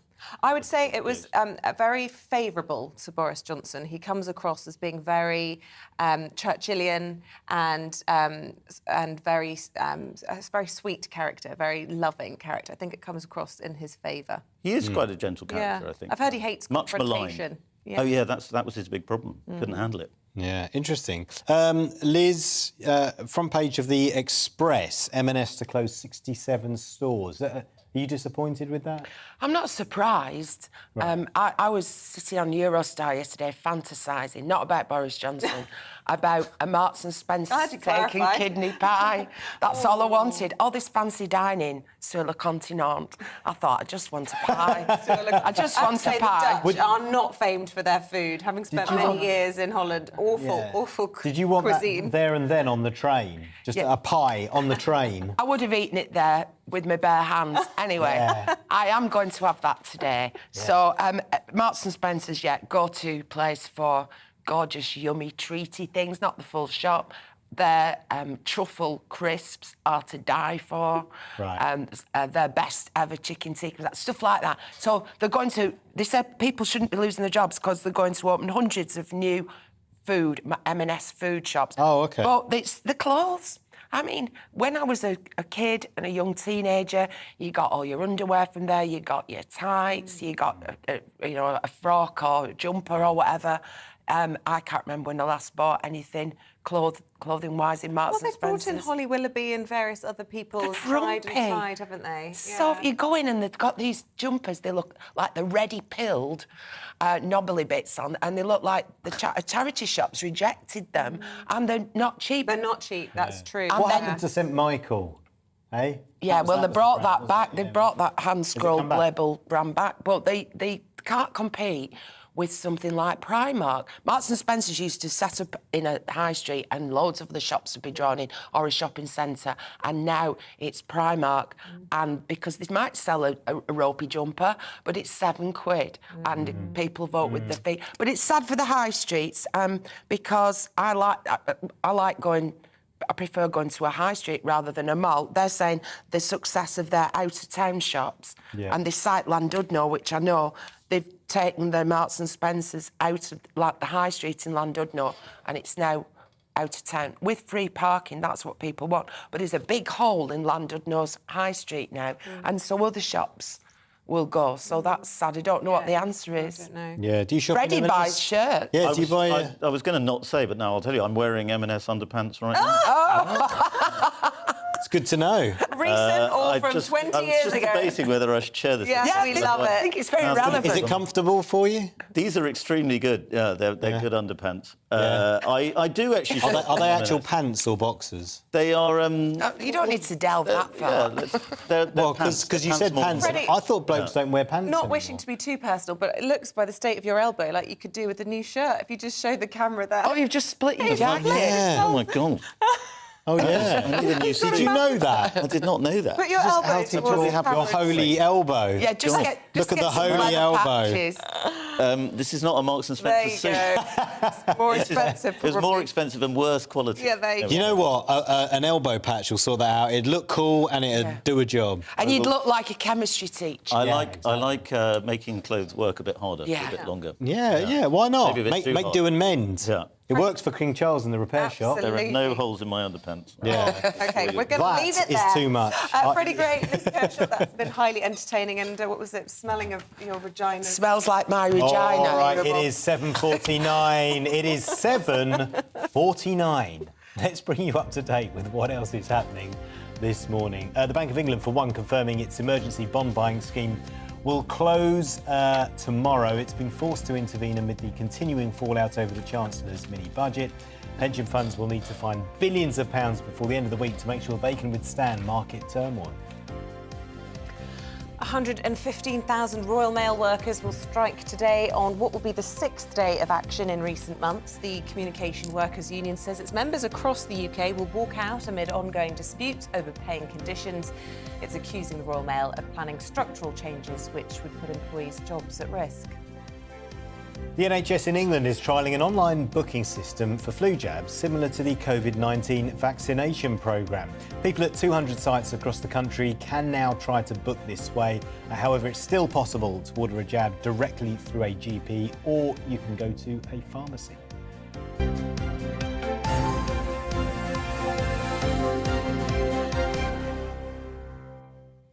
Now, since the Russian invasion of Ukraine began, many brands and companies have been trying to distance themselves from association with Moscow by either changing their name or removing certain products from their stock. Now, back in March, we spoke to the CEO of the vodka company Stoli, who helped launch a limited edition Ukrainian-themed vodka as a symbol of solidarity. And I'm pleased to say the CEO, Damien McKinney, is in the studio with us this morning and will be able to tell us on how your company has adapted and changed since the outbreak of war. Welcome to the programme. Good morning. Good to see you in the flesh. Yeah, good morning. It's been an interesting few months, I would assume, for your business. And as things have not calmed down, because obviously we've seen what's been unfolding in Ukraine this week, but it has been possible for civilians to travel to the country. You've been one of those that's made the train journey into Kyiv. Tell us a little bit about what you saw and why you were going. Yes, it was a long train journey, by the way. I went in June, and the simple reason that I went there was, one, as a former Royal Marine, there is something about going to the front line to really experience and understand what's really going on. So very much a sort of listening moment. The second is to frankly shake hands with the people that were our partners, were the consumers and others, to reinforce that, frankly, I see them as heroes. We all see them as heroes. It is quite staggering what they've been through. I, in fact, visited Bucha and Irpin not long after the withdrawal. Right. So you saw the wanton violence and vandalism. I've been a soldier. You don't do that if you want to then hopefully have some sort of normality afterwards. Yeah. But the key was actually to say thank you, particularly to those, and we have partners right up on the Russian border, on the northeast, 30 miles to the northeast of a place called Sumy. They produced our closures, our labels, critical parts for our bottle, and indeed were closed. So we lost about 5 months of operations. But the important thing was go and see them and say thank you, and we're going to stand by you, whatever. Because to your point, a lot of companies, frankly, for business reasons or others, have left the country. Our view is no, we're truly going to not only put a flag up and say we stand by you, but we're physically going to be here with you. And then ultimately was to visit World Central Kitchen. Just so we can get an idea of your business, you make vodka over there, then export it out of Ukraine to markets like the UK. Is that right? Yeah, no. So we don't physically make vodka. We make the vodka in Latvia. Okay. So part of the story, frankly, was let's go right back to the 24th of February, when the invasion took place. The first piece there was, you can imagine, between the Thursday morning and the Saturday, a lot of people were very emotionally, and I'm on their side, standing against this illegal invasion and what Putin was doing. The reaction to any emotion, therefore, is to turn on somebody, and vodka was obviously the target they turned on. And all vodka was Russian, as far as they were concerned. Yeah. So in our particular case, we had to establish a few things. Number one was, we're made in Latvia. We are exported from Latvia, from Riga, all over the world. We actually have a broader portfolio of other products as well anyway, but that was really important. I think the second, particularly given the emotion, was where do we stand in all of this? Because I think a number of companies are obviously faced with, hold on a minute, there is a financial and commercial implication to doing all of this. Of course there was for us. But I think this is one of those where values are important as well. And we said, no, unequivocally, we stand against it. And actually that went right back to our founder, Yuri, who 20 years ago, I phoned him up, I think 6 o'clock in the morning, I put my PT gear on, looked at the news, I was abroad, took it back off again and thought this is going to be a very long day. I phoned Yuri, and his first words were, I've been telling everybody how evil this man is for 20 years. Yeah. And then the global town hall. So for me, this has been one of those moments where we've just had to stand up and as a brand and be seen to be counted. And did you have a big market in Russia? And if so, presumably you were forced to rebrand in a way just in order to survive. And I just wondered if the rebrand has helped you pick up market elsewhere. Or... Yeah, no, Isabel, look, yes, we did have a market. Of course we did. I think the first thing was we just put a wall around it. Yeah. You can't mix the two. We had actually people operating in the company. We have Russians. We've moved them to safety. We've moved their families to safety. We've done all of that piece, including Ukrainians, where some of them are still fighting, and their families we're looking after them. But as far as we were concerned, I think the key here was stand tall and the good will win. Accept that it's going to cost you some money, and it has cost us certainly in the kind of double digits over the summer period. But actually what we found is all our sales have come back. We're in double-digit growth. But I think our biggest concern in a world right now, which is austerity and misery and everything else, it is about flying the flag high. So hence we launched the Ukrainian limited edition bottle. And we've just launched another one for Christmas season with Jason Naylor painting. So essentially say, even though times are tough, we have to stand tall and believe it's going to be better, and we have to fight for what is good. Will you change your branding on your website? Because we notice it's carrying your old name on the website, although it's still named as Stoli on the bottles. Is that correct? I was told by a researcher that you hadn't quite changed it. Really? No, I think it is Stoli. It's all changed. We are definitely Stoli. But one thing I will say is on the Saturday, when we were watching people pouring vodka down the drain, Yuri and I spoke and said, look, this is a moment. We've been talking about this for a while, but this is a moment to clearly do two things. Number one is distance ourselves from this regime, but not distance ourselves from the heritage and the recipe. So we have a Russian recipe. Well, yes and no. You go back to wars. Does that mean that everybody, your grandson, your grandchildren, because of the previous?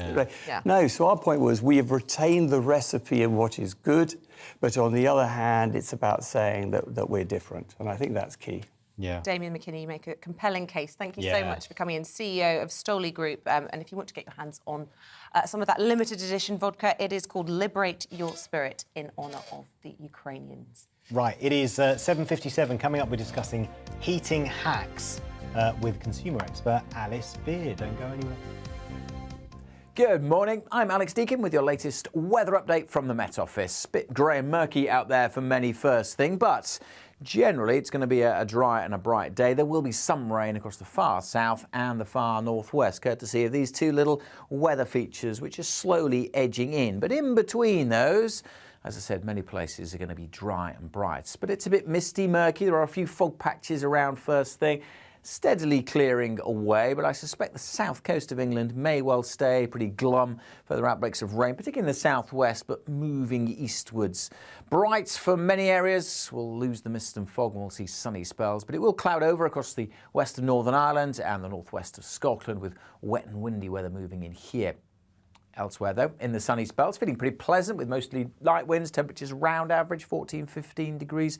Maybe 16 or 17 across the south. Well, we will see a little bit more of that rain, I suspect, edging in as we go through the day. Nothing too heavy, but a damp end across parts of southeast England. Further rain will push across Scotland into northern England, and then another band of rain moves in tonight across Scotland and Northern Ireland. Again, quite blustery here, but it will make for a milder night across the north compared to the night just gone. Again, pretty mild across the south, with temperatures likely to stay in double figures. Tomorrow is a real mishmash. A lot of cloud across the south with further outbreaks of rain. Something a bit brighter further north, but still with this line of rain sinking southwards, making for a wet day across parts of northern England and southern Scotland. Sunny spells either side, but then more blustery showers coming into western Scotland and Northern Ireland to end the day. A cooler feel here as well, only 11 or 12. Out on the winds, it feels colder than that. But again, further south, temperatures close to average, feeling pleasant enough if we do get any brightness. The chopping and changing our weather will continue as we head into the weekend, with further bands of showery rain and some brighter spells in between.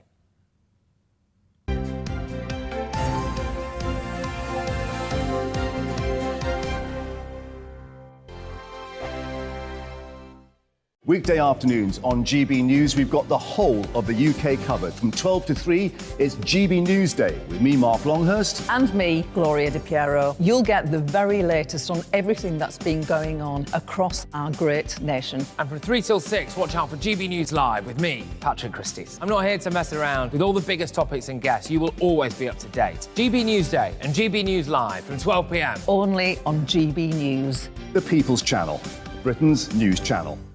Hello there, it's Eamonn Holmes here from Breakfast on GB News. We're not just on your television and your screens, you know. We're on DAB plus digital radio, so you can listen to your favourite shows on the move. If you've not yet listened to GB News Radio, it's very simple. We're on your radio player and tune-in apps, on your smart speaker, phone or tablet, or online at gbnews.uk. Take us with you wherever you go. GB News Radio. You never have to miss a moment of the People's Channel. Join my show Farage, 7 p.m. till 8 p.m. Monday through Thursday, and there you will get opinion, analysis, debate, and I'll cover stories that nobody else dares to touch. You've been cancelled. Join the club. Oh my goodness me. And then for the last 15 minutes, talking pints. We're over a drink. We have a civilised conversation with someone. We very often disagree, but we do it in a grown-up way. Come and join me on Farage. Hello, I'm Simon Evans. Join me on GB News for Headliners at 11 p.m, where I'll be joined by two of the country's top comedians as we take a look at tomorrow's newspapers tonight. If it's a big story, we'll be covering it, I guarantee, but we'll also have some fun along the way. That's GB News Headliners at 11 p.m. We won't put you to sleep, unlike some of the other paper review shows out there. So join us, 11 p.m, 7 nights a week.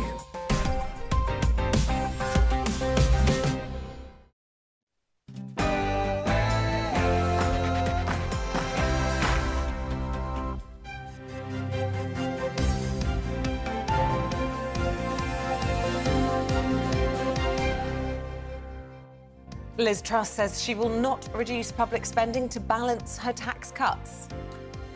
Good morning, it's 8 o'clock on Thursday the 13th of October. This is Breakfast on GB News with Isabel, Webster and Paul Hawkins. Here's what's leading the news this morning.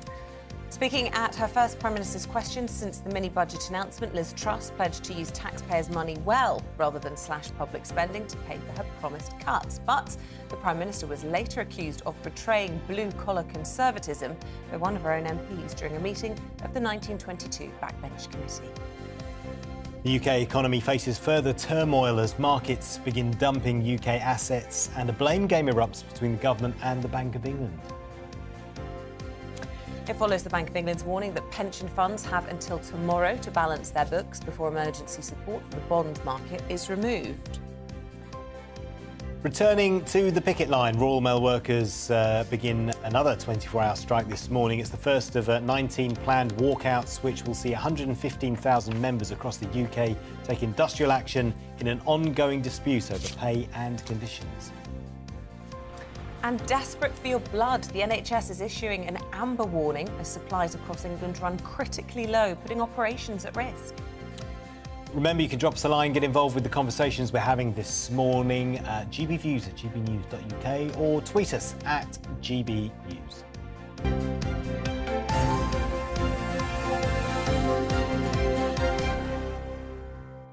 A very warm welcome to the programme. Our top story this morning, Prime Minister Liz Truss has ruled out further cuts to spending as pressure continues to mount on her to U-turn on more of her mini-budget policies. Her leadership came under more scrutiny during a meeting of the 1922 Backbench Committee, where she was accused of trashing the last 10 years of work done by the Conservatives. Well, reports also suggest she's facing more calls to reverse or delay a rise in corporation tax, which is due in April.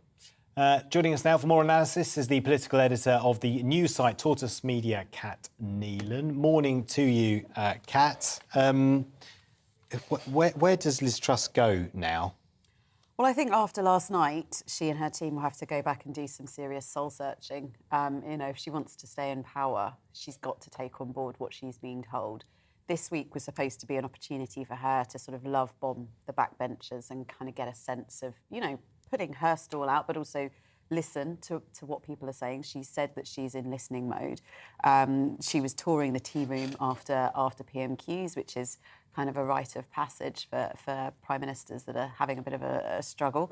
But, I mean, the reviews of her performance before the 1922 committee last night were probably the worst I've ever heard. I mean, even with Theresa May, there were sort of the dissenters would often be kind of drowned out by the supporters. You kind of go in thinking this is going to be a real moment, and journalists kind of stand outside, kind of waiting to see what comes out afterwards.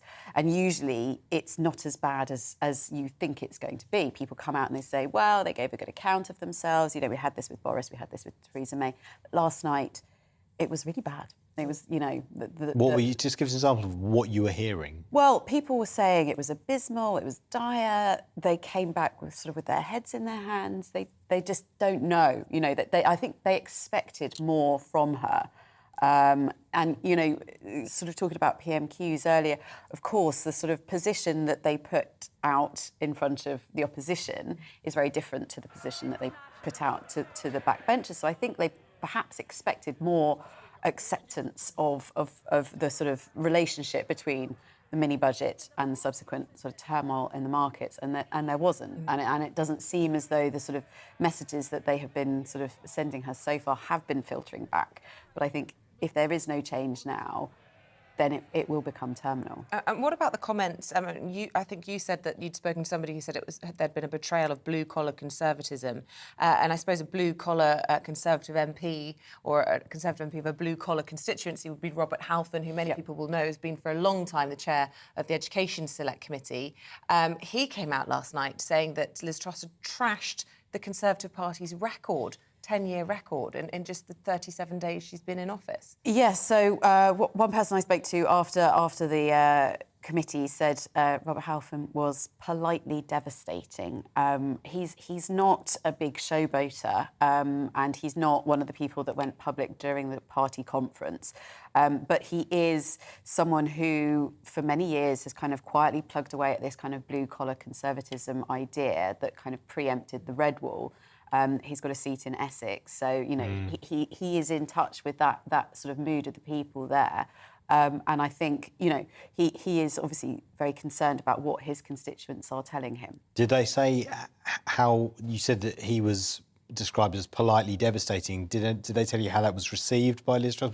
Did she look and sound like she was listening? Did she say anything? I think the impression is that she was surprised and slightly taken aback by the responses she was getting. It feels like there's a real disconnect between what number 10 is and that often happens. You know, it is removed physically and metaphorically from the backbenchers. But that's why this 1922 committee meeting was so important.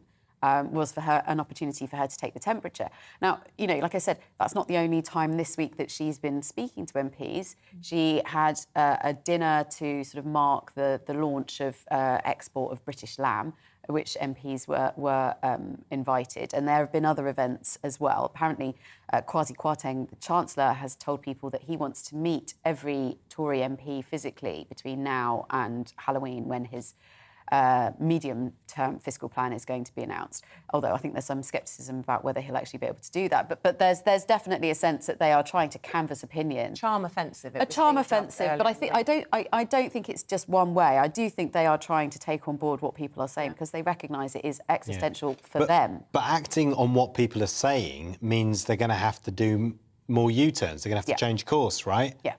And so that then opens up to accusations of U-turns if you're someone who thinks that's a bad thing. Yes, well, I mean, I guess maybe we need to revise the idea of whether we think U-turns are a bad thing. I mean, obviously, you know, the sort of Margaret Thatcher sort of shadow looms large, and that's very much why Liz Truss went into this saying she was going to be the sort of next Thatcher, no U-turns, you know, kind of going to be very robust and make unpopular decisions.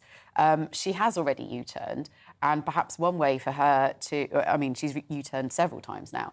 Perhaps one way for her to sort of reclaim some credibility is to, around the communications of that, say, actually, better to do that, better to accept that we made mistakes than actually to carry on and make those mistakes worse. So preferable to have a U-turn than an ideological crusade, perhaps. I just want to read a few of the views that people have been sending in this morning. Avery says the 1922 committee is full of wealthy individuals that are completely out of sync with the public sentiment. Guy says everyone in the country must surely be able to clearly see the need to stop squabbling, except it seems the backbiting politicians themselves that are helping their opposition more than they realise. And Michael says, unfortunately, our MPs have never been at such a low standard. I'm amazed that Truss herself could not see the blindingly obvious about reducing taxes for the very wealthy. So those are just a sample of some of the views this morning. I just wanted to pick up on the issue that she's boxed herself into by refusing to cut public spending. I mean, she has to pay for what she's set out, unless, of course, she U-turns, and we talk about corporation tax being dropped. But you know, she said that at the dispatch box, and then it was, and we were talking about the role of Downing Street and all of this. Then Downing Street had to come back and kind of row back on what she said at the dispatch box, and they said difficult decisions remain ahead. So I suppose that's a hint that whether that will be U-turns or what that means. Yeah. So I mean, I was in that briefing, and I think I would say that they were very at pains to not commit to anything. And, you know, of course, with you know, budgets, that's when we'll kind of find out. I mean, you know, one suggestion is that they might sort of try to keep spending as it is and sort of borrow from one pot to pay another. I think that's going to be very difficult. You know, there's not much fat to trim after sort of multiple years of austerity. Or they could just redefine it. These are efficiency savings, not spending cuts. Well, yes, but look, I mean... Bit of smoke and mirrors. I think there will be a bit of smoke and mirrors. I think there probably has to be, unless there is a wholesale change. But, you know, it's very difficult. She positioned herself throughout the leadership contest as a sort of low-tax, small-state Conservative, so it's quite different to sort of completely change that. Yeah. Politics. It's a difficult game, isn't it? Who do it? Who do it? Kat Neelan, political editor of Tortoise, thank you so much indeed for coming on this morning. Yeah, good to see you. It is 11 minutes past 8. We're going to focus on the cost of living crisis now because as it continues to get worse, many families are trying whatever they can to lower bills. Well, the British Retail Consortium recently revealed that sales of air fryers, electric blankets and thick clothing had all sharply risen in September. So to tell us more about what you can do to try and keep your bills low this winter is the consumer and finance expert Alice Beer. Morning to you, Alice. What is your top tip then for keeping the bills down? Good morning. Good morning. Well, I haven't turned my heating on, but I obviously haven't plugged in my Wi-Fi router because I'm getting about 1 word in 3 at the moment. But I shall plough on regardless. Obviously these are concerns across the country for people looking at the prospect of paying their electricity bills over the winter months. Some new research commissioned by sleep expert Silent Night are showing that a huge percentage of people are not only worried about paying their bills, 73% of the nation are worried about feeding themselves and their family. And obviously, there is no magic wand to wave. The fact that people in this country are going to be cold this winter is morally wrong.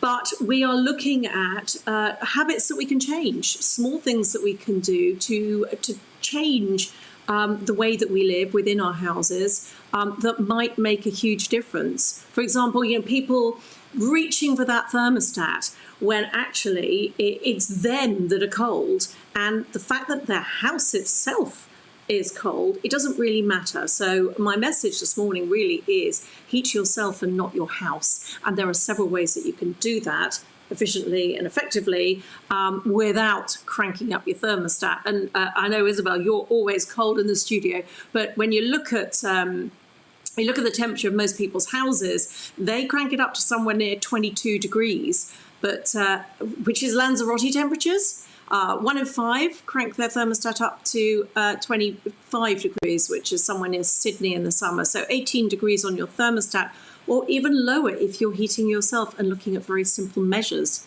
to do that. Love that my legacy has always been cold. I've got a blanket over my knee behind the desk as we speak. It's so cold in here. But in all seriousness, are there any risks to your property if you don't heat your home? Because I have heard some people say, but what if I, end up getting mould or, and actually as a consumer, I end up having a more difficult problem to deal with besides my bills? Yes, well, obviously there are people who are living in damp and unacceptable housing conditions who have to keep their thermostat on to a low level to alleviate that and for the health of their family. That's important. And for insurance, when temperatures plummet below a certain level, you have to keep your thermostat on or just ticking over. But, only 2/3 of the country have actually got a timer on their heating or their electricity, their hot water. So that's coming on and staying on all day. Simple measures like putting a timer on your thermostat and your hot water will actually mean that it is coming on, and you are going to stop things like damp and mould for most people. And keep your house at an acceptable temperature. But if you think about how we live, I'm working from home today. My husband's upstairs working from home. He'll be running around. He's doing the dog walking. He'll come in and he'll say, God, it's hot in here. I'm sitting downstairs in the basement. I'm going to get chilly. I'm on with a sweater on. So when you stop, or if you're sedentary, if you've got elderly people who are sitting in chairs all day, they're going to get cold. When you're sitting working from home at your desk, like you're going to be cold. So that's when you need your heated throws, your blankets, or you need to dress appropriately. So you might have one person who's running around in the house in a T-shirt and other people layered up. Only about half the people in this survey said that they were prepared to start putting on an extra layer to address the heating situation in the house. It's extraordinary, really, because we're the things we need to keep warm, not these great big leaky boxes that we live in. We need to heat ourselves with sensible layers. A cotton shirt doesn't wash. Well, a cotton shirt does wash very well, actually, but it doesn't wick the moisture away from your skin. So layering sensible fabrics. I'm not teaching my grandmother to suck eggs. These are very simple measures, but they are effective. And sometimes it's the bleeding obvious that we miss out on, isn't it? Yeah, if you can't insulate your house, insulate yourself. Thank you so much, Alice. Yes. Really Wi-Fi appreciate your survived. time. Well done. Thank you very much. Yeah, Alice. thank you. Good to see you. I'll tell you what, one tip, well, this is not really a tip, it's more of an indication of the way things are going at the moment. This is in North Yorkshire, where to keep warm, some people are spending time in bakeries. So that's where we're going to go now, a bakery in North Yorkshire, where the cost of living crisis means people are spending time in the Brickyard Bakery, where our North Yorkshire reporter Anna Riley is for us this morning. Hi, Anna. Tell us more. Good morning. Yes, we're in the Brickyard Bakery. I'm joined by Ed. He's the owner, and it is very hot here in this bakery right now. You tell me, you can probably see the sweat on our faces. But what's happening is all the heat is going up to a room upstairs, and this is where Ed had the ingenious idea to open it up to members of the public who may be struggling with their bills to have somewhere warm to go.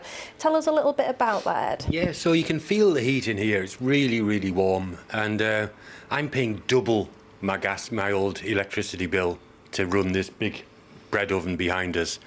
And all that heat is escaping and going upstairs. And there was a couple of rooms, just storerooms. And it wasn't a massive leap to decide that maybe we should stop them being a storeroom, make them nice, comfortable rooms, and open them up to the public. Because it's really warm up there. All this heat that's down here is all going upstairs. It's heating the rooms. I've paid for the electric, so it's not costing us any extra, but it does now feel better getting some more value out of that really expensive power. And how many people have been coming, and what have they been saying to you? You've got tea and coffee that you're putting on up there as well, haven't you? Yeah, we got tea and coffee, and on a Thursday we do them a 3-course lunch because I've got a cookery class that do a 3-course lunch on a Thursday. So we invite those people in the warm rooms to come and have lunch with us as well. And it's been really busy, busier than I thought, because it's a cold morning this morning, but it hasn't been that cold. But people have been coming in and they've been using it. We've got about 15, 20 people a day, and they come in and they have a sit down. I think they're kind of coming in to have a look, see if it's genuinely free and there isn't a catch. And they're coming in and sharing the space and having a chat, and yeah, it's good. It's really working well. And as a business owner, what made you sort of take it upon yourself to help others that might be struggling? Well, the business is a community interest company, so our first priority isn't about making a profit. It's about looking after the community, and everything that we do is based around that. So we make no money at all. In fact, it costs us a little bit to run the warm rooms, but there are going to be people dying this year because of the cold, because of the energy prices, because of the massive increase in prices. And I can't cope with that when I can help. I'm not going to change the world, but I might be able to make it a little bit better for a few people. And if I can do that for one person, then it's worth it. Thanks so much, Ed. So yeah, here in Brickyard Bakery, opening up the doors to people who may be struggling with the cost of living, somewhere warm to shelter and have a cup of tea or coffee. Such a good idea. Anna Riley, thank you very much indeed. Yeah, definitely. Really good idea. It is 8:19. Let's bring you up to date with what is happening elsewhere this morning. The UK sending anti-aircraft missiles to Ukraine to help defend the skies after Moscow launched strikes on the country's cities and power plants this week. These are AMRAAM rockets donated by Britain, capable of shooting down cruise missiles. According to the MOD, the rockets will be delivered in the coming weeks. American presenter Alex Jones must pay £870 million in defamation damages to the families of the victims from the Sandy Hook massacre after accusing them of being actors. The conspiracy theorist claimed the mass shooting in 2012, where a gunman killed 20 children and 6 staff members, was staged as part of a government plot to take away Americans' guns. Mr. Jones has vowed to appeal the Connecticut ruling. Prince and Princess of Wales will visit the Queen Elizabeth Olympic Park in London today to celebrate the 10th anniversary of the sports charity Coach Corps. The charity launched by William and Kate in 2012 aims to create the next generation of sports coaches.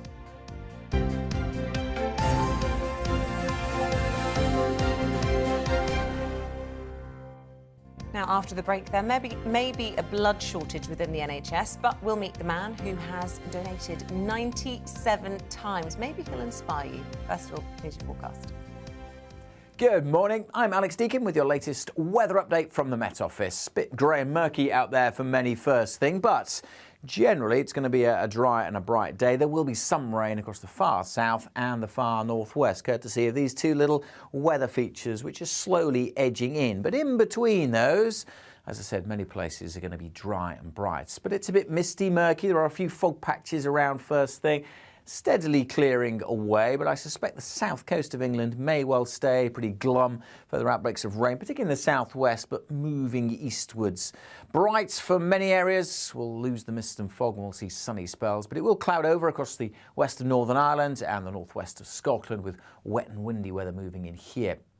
Elsewhere, though, in the sunny spells, feeling pretty pleasant with mostly light winds, temperatures around average, 14, 15 degrees, maybe 16 or 17 across the south. Well, we will see a little bit more of that rain, I suspect, edging in as we go through the day. Nothing too heavy, but a damp end across parts of southeast England. Further rain will push across Scotland into northern England, and then another band of rain moves in tonight across Scotland and Northern Ireland. Again, quite blustery here, but it will make for a milder night across the north compared to the night just gone. Again, pretty mild across the south, with temperatures likely to stay in double figures.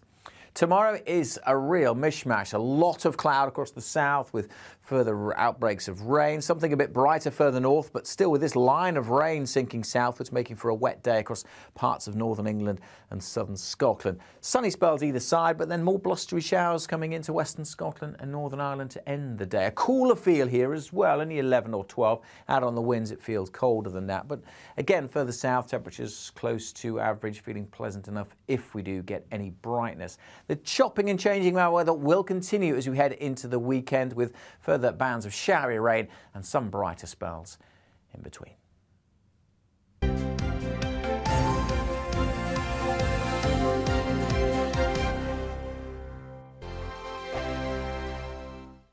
Weekday afternoons on GB News, we've got the whole of the UK covered. From 12 to 3, it's GB News Day with me, Mark Longhurst. And me, Gloria Di Piero. You'll get the very latest on everything that's been going on across our great nation. And from 3 till 6, watch out for GB News Live with me, Patrick Christys. I'm not here to mess around with all the biggest topics and guests. You will always be up to date. GB News Day and GB News Live from 12 p.m. Only on GB News. The People's Channel, Britain's news channel. Hello there, it's Eamonn Holmes here from Breakfast on GB News. We're not just on your television and your screens, you know. We're on DAB plus digital radio, so you can listen to your favourite shows on the move. If you've not yet listened to GB News Radio, it's very simple. We're on your radio player and TuneIn apps, on your smart speaker, phone or tablet, or online at gbnews.uk. Take us with you wherever you go. GB News Radio. You never have to miss a moment of the People's Channel. Join my show Farage, 7 p.m. till 8 p.m. Monday through Thursday, and there you will get opinion, analysis, debate, and I'll cover stories that nobody else dares to touch. You've been cancelled. Join the club. Oh my goodness me. And then for the last 15 minutes, talking pints. We're over a drink. We have a civilised conversation with someone. We very often disagree, but we do it in a grown-up way. Come and join me on Farage. Hello, I'm Simon Evans. Join me on GB News for Headliners at 11 p.m, where I'll be joined by 2 of the country's top comedians as we take a look at tomorrow's newspapers tonight. If it's a big story, we'll be covering it, I guarantee, but we'll also have some fun along the way.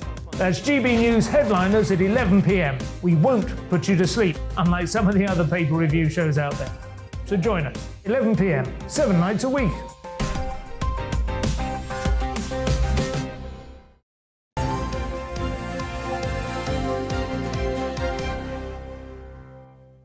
Welcome back. It's 8:25. Still to come on the programme this morning. At 8:45, we'll be debating whether school days should be longer. We'll be hearing from one teacher who says she's up for extended hours. And from the cost of living to the PM's performance at PMQs at 9, we're speaking to the Shadow Cultural Secretary, Lucy Powell. And as ever, we love to hear your thoughts on any of the topics we're discussing this morning. GB Views at gbnews.uk, or you can tweet us at GB News.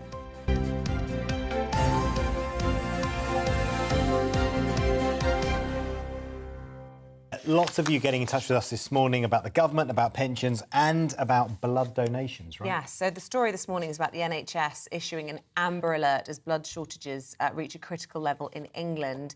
They usually have the blood banks around 6 days' worth of stock, but levels at the moment are now expected to reach around just 2 days. So a bit of a worry. We asked you at home whether you were a blood donor, whether or not you had been turned away, and lots of you with your stories. Morris said, I tried to register on blood.co.uk so that I can start donating blood. Unfortunately, it's having issues.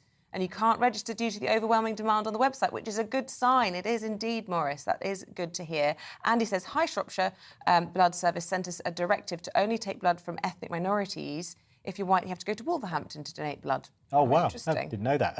Louisa says, gave blood yesterday, my 81st unit. Well done, Louisa. Wow. That's amazing. The donation teams are always marvellous. I often can't get an appointment to donate, and that's where the problem is.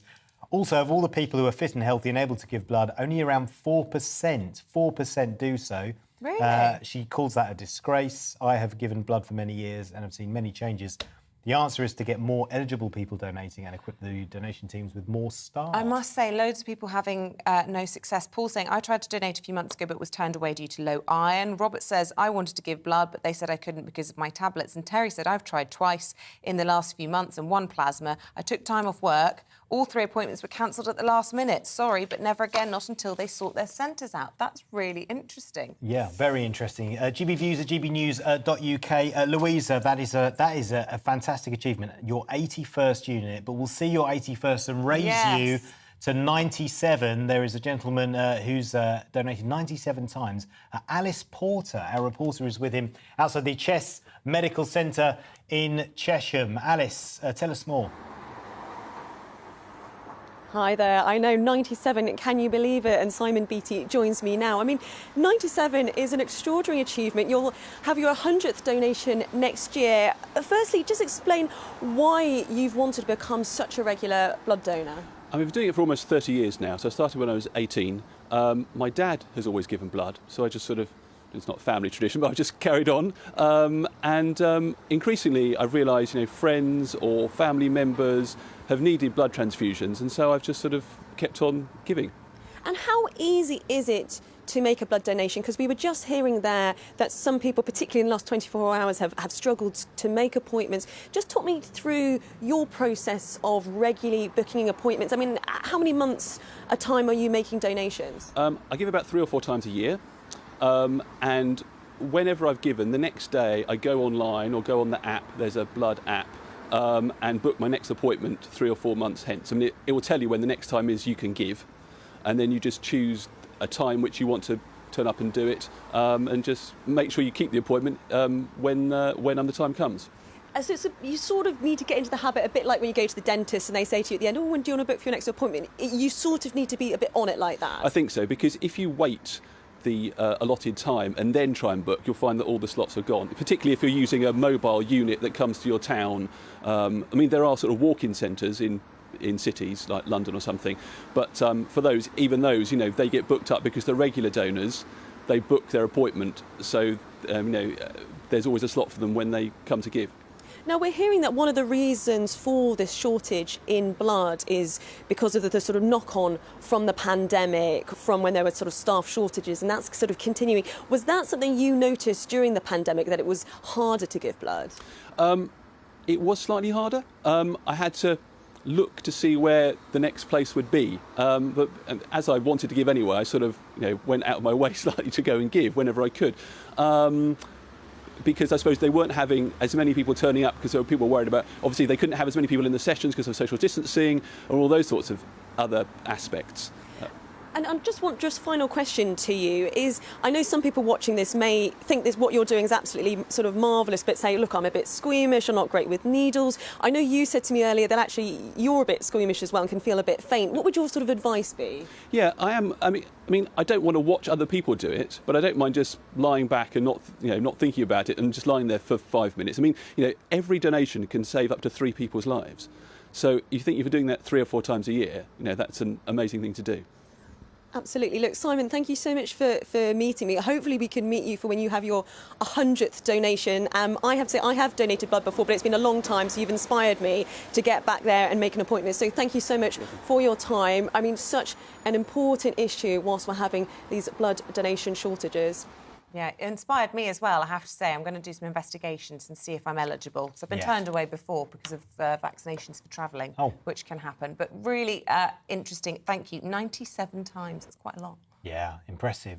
GBviews at gbnews.uk if you want to get in touch with us about blood donations. Coming up, Liz Kershaw and Freddie Gray are going to take us through your Thursday morning papers.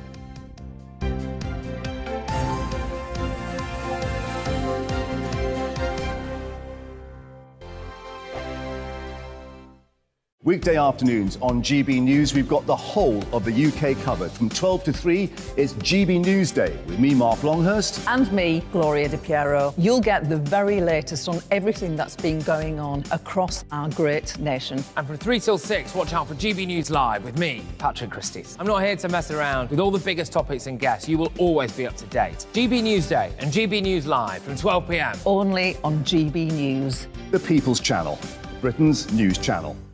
Hello there, it's Eamonn Holmes here from Breakfast on GB News. We're not just on your television and your screens, you know. We're on DAB plus digital radio, so you can listen to your favourite shows on the move. If you've not yet listened to GB News Radio, it's very simple. We're on your radio player and TuneIn apps, on your smart speaker, phone or tablet, or online at gbnews.uk. Take us with you wherever you go. GB News Radio. You never have to miss a moment of the People's Channel. Join my show Farage, 7 p.m. till 8 p.m. Monday through Thursday, and there you will get opinion, analysis, debate, and I'll cover stories that nobody else dares to touch. You've been cancelled. Join the club. Oh my goodness me. And then for the last 15 minutes, talking pints. We're over a drink. We have a civilised conversation with someone. We very often disagree, but we do it in a grown-up way. Come and join me on Farage. Hello, I'm Simon Evans. Join me on GB News for Headliners at 11 p.m, where I'll be joined by two of the country's top comedians as we take a look at tomorrow's newspapers tonight. If it's a big story, we'll be covering it, I guarantee, but we'll also have some fun along the way. That's GB News Headliners at 11 p.m. We won't put you to sleep, unlike some of the other paper review shows out there. So join us, 11 p.m, 7 nights a week.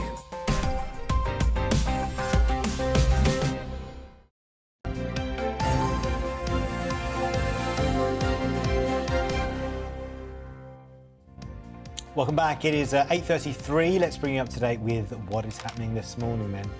The Prime Minister's under pressure from Tory MPs, with some calling for another U-turn on her tax-cutting plans. Ms Truss has repeatedly defended her mini-budget, which was outlined last month. The Bank of England intervened again this week to try and settle the market. It's being warned that pension funds have until tomorrow to finish rebalancing their book. The High Court will hear a second challenge against the government's plan to deport some asylum seekers to Rwanda. In April, then Home Secretary Priti Patel signed an agreement with Rwanda in an effort to stop migrants from crossing the channel, but the first deportation flight was grounded in June amid a series of legal challenges over how those migrants would be treated. And in sport, Liverpool's Mo Salah scored the fastest hat-trick in Champions League history last night. The Egyptian forward netted 3 times in 6 minutes as Jurgen Klopp's side thrashed Rangers 7-1 at Ibrox. The win leaves last season's finalists second in Group A behind Napoli, with 2 fixtures left to play.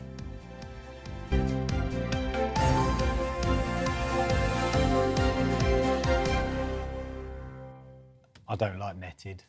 OK, well, I didn't write it. No, you didn't Sorry. write it. But yeah, it's just... No, but quite often you hear that in sports journalism. They say, so-and-so netted 3 goals. No one would ever say that phrase netted. Would they, in conversation? It's come from American commentators, isn't it? Does it? No, Really? that's They used even to worse. say netted into the goal bag. Oh. The goal bag. Goal bag, yeah. Right, Netted well. into the goal bag. I look forward to the next World Cup, which is going to be in America. There'll be lots of goal bags. There will be. Yeah. We welcome Liz Kershaw and Freddie Gray back for one last look at your Thursday morning papers. Freddie, you've chosen this story, very topical, been talked about a lot since Tory conference when Suella Braverman outlined her views on cannabis. And what are the Times saying about it all this morning? Well, this is page 21 of the Times. Stop being soft on possession of cannabis, Braverman tells police. She's told police she wants a tougher approach on cannabis possession and dealing with cannabis dealers who are quite often actually let off. The interesting thing about this is it's Braverman flying in the face of sort of where global politics is going. You had Joe Biden last week pardoning, a federal pardon for all marijuana convictions. There's a huge lobby, there's a very powerful financial lobby on behalf of the cannabis industry. And Braverman's going against it, and she thinks public opinion is with her, and that the public are actually much more concerned about cannabis than they are about even some other drugs, because of the psychological effects of cannabis. And it's interesting with Braverman because she is emerging as, lots of talk about Liz Truss being in trouble, she's emerging as the likely successor.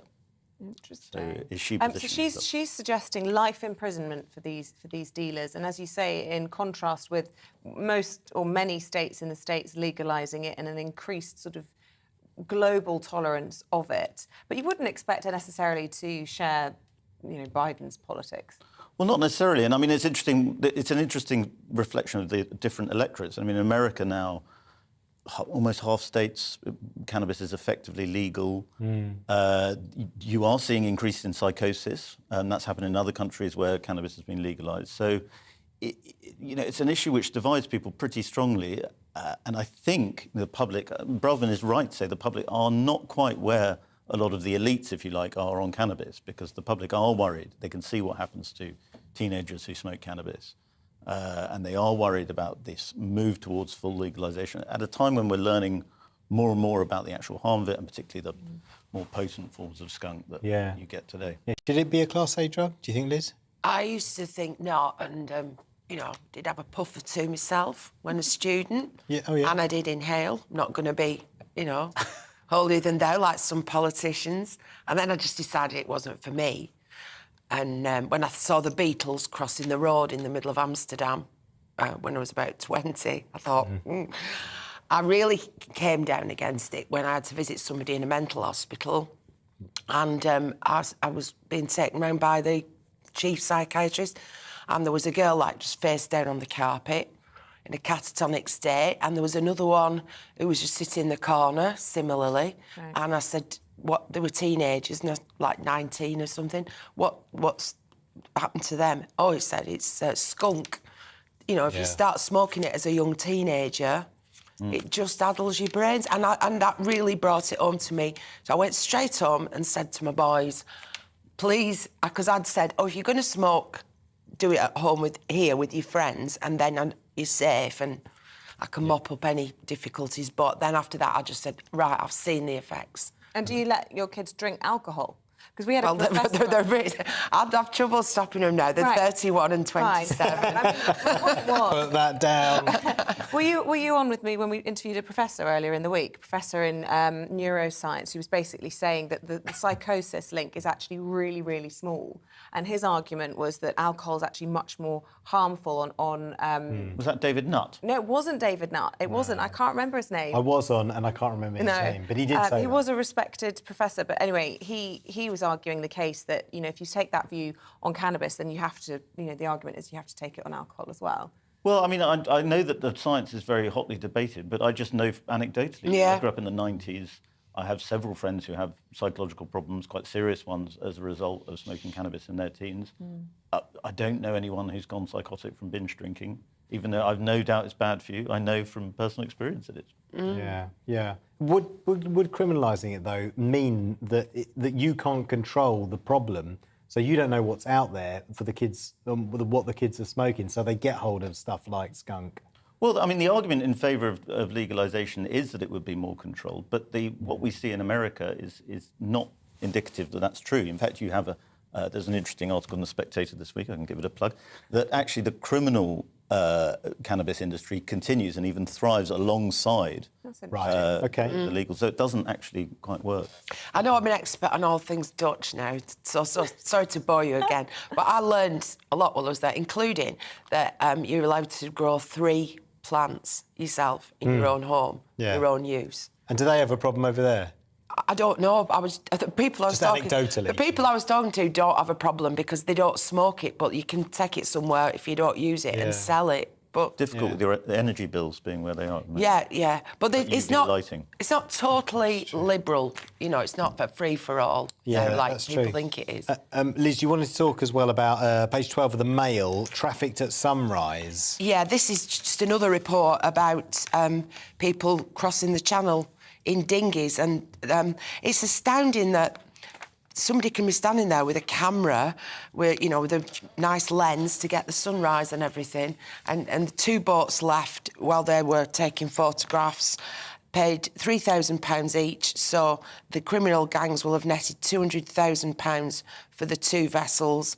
If they can be photographed, I mean, why can't they be stopped? But the reason I wanted to bring this up without going on like a stuck record, it was interesting. In Holland, I met somebody who, in conversation, it turned out, was a bigwig in Dutch border control, to the extent that he goes around the world liaising with other countries about how they handle it. And he said, it was the second person to say this to me. He said, you are so lucky to be on an island. At least you have some kind of semblance of border control, because if you're in the Schengen area and there's all those fantastic motorways with 130 kilometre speed limit and everything's flowing and there are no borders except at the airport or the Eurostar stations, and so anybody can get on a train in Greece or Germany and move. It's quite a hopeless task for them. The other person who said that to me was on my way out there on the Eurostar train, and I sat next to this young woman who was Dutch, and she said, "Oh, when we stopped," she said, "go and stand by your suitcase." And then the announcer said the same thing. And I said to her, "What's that all about?" She said, "Oh, well, there are gangs that stand on the stations, and when the international trains stop, this wasn't a Eurostar train, I'd changed at Brussels. When you stop, they jump on the train and just take the cases." And they go through the doors, grab it, and then... The train stops, the doors open, they jump on, just by the entrance, there's all the cases, they just take the cases. So you were told to go and stand by your cases when the train stopped. And she said, you're so lucky to have, proper borders. Like, OK. Yeah. And then she said, the other thing is, you see on these international trains, you get the police coming on, and then they've got sniffer dogs, and they're looking for drugs, and they're looking for guns. We don't see that on a Vanti West Coast. I mean, if it's running, we don't see that, do we? So it's just a different take on it, really. Yeah. They think we're lucky. Yeah. We've only got a few minutes left, so I want to lighten the mood and go for some of the stories at the end of our list. Freddie, you've chosen the story in the Mail about the nerd emoji. Oh, yes. To lose its specs. Well, I It's a bit speckist. Who says it must? It slightly lose annoyed specs? me, this story, actually. Although, I mean, it's nice because the school girl in Nottingham called Laurie Moore, she actually wrote to Disney and asked for a heroine, a princess, to have specs, and this wish was granted. Which is a nice, heartwarming story. Encanto, of course. Encanto, yes, there we go. I've watched that many times with your 7-year-old daughter. I'm aware of it. I'm not sure I've ever really taken in what Encanto. Bespectacled Disney star, it's massive. It's a big breakthrough for bespectacled people. But she's now said that the emoji, the nerd emoji, must lose the spectacles because people who wear glasses are not nerds. But so anyway, I just on my phone look, if you type nerd into the sort of recognised... the nerd emoji doesn't come up. So I don't know what the problem is there. I think it's just been called the nerd emoji. What is the official name for that emoji? How would you find it? I don't know. I do not know. You'd have to ask Unicode, who are the overseeing body who decide. Are they the overseeing body? There is a body that... They're very woke, aren't they? Which is the pregnant man. Yeah. Yeah. Let's not even start that. Liz... He's not wearing spectacles. Although we might feel we need to after seeing that. Liz, Wagatha film is to be made. This is on the front of the Mirror. I'm not imagining this. I don't need my glasses for this. Yeah. Well, a movie about it. Do we need a film? Well, we're getting one, like it or not. Whether you want it, apparently the big network's been battling for the rights to this, and we were all entertained by the very long court case, really, between two wives of very highly paid footballers, supported going to court every day by their husbands, and great detail about what they were wearing, what somebody sent the other one on WhatsApp. We didn't get everything in the public domain, but we will with this. And it's allegedly it's going to be fun and fascinating.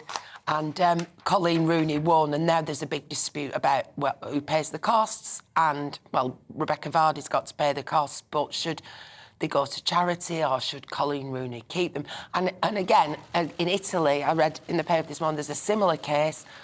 An Italian international footballer who's getting divorced. Oh, this is the Italian Posh and Becks. They're fighting over who gets the posh high-heeled shoes. Well, he and who wants gets the the high- watch? No. So he's keeping all the watches and she's right. keeping all the shoes. So it goes. Some people have still got a lot of cash swirling around. Yeah. It's tough out there, isn't it? It's odd how quickly these things get fictionalised. We were just talking about the Forest thing. Yeah. It's almost in live time. You're having dramas being created about stories that are ongoing. No, we need to let the dust We should turn the paper review into just a sort of TV fiction How review. your elbow patch was... Do something dramatic, like busting your suit, and then... Yeah, exactly. see you by the right. I was hoping we'd moved on. I'm going to go get stitched up. Yeah. I'm going for my pie now. Yeah. Pie on a train or pie on a bus? No, pie on the sofa. Pie on the sofa. Yeah, in my onesie. Thank you for having me. Thanks for coming. I'll be relaxed. I'll be born idle for the rest of the day. Your post-Holland relaxation. Liz Kershaw, Freddie Gray, you need to go and get yourself a new suit. Thank you both very much indeed. Will do. Yeah, the pies have it. It is 8:47. Oh, Let's very bring you up to good. date with what is happening this morning. The Bank of England confirming its emergency bond buying scheme will close tomorrow. It's been forced to intervene amid the continuing fallout over the Chancellor's mini-budget. Pension funds will need to find billions of pounds before the end of the week to make sure they can withstand market turmoil. 115,000 Royal Mail workers will strike today on what will be the 6th day of action in recent months. The Communication Workers Union says its members across the UK will walk out amid ongoing disputes over pay and conditions. It's accusing the Royal Mail of planning structural changes which would put employees' jobs at risk. The NHS in England is trialling an online booking system for flu jabs, similar to the COVID-19 vaccination programme. People at 200 sites across the country can now try to book this way. However, it's still possible to order a jab directly through a GP, or you can go to your pharmacy.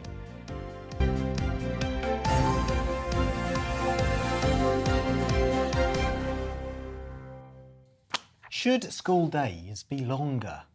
What do you reckon about that? The Children's Commissioner has suggested that pupils should stay in school for longer hours in order to cut the rising childcare costs for parents. Well, Dame Rachel D'Souza says making the school day longer will provide a much-needed solution for struggling parents who go out to work.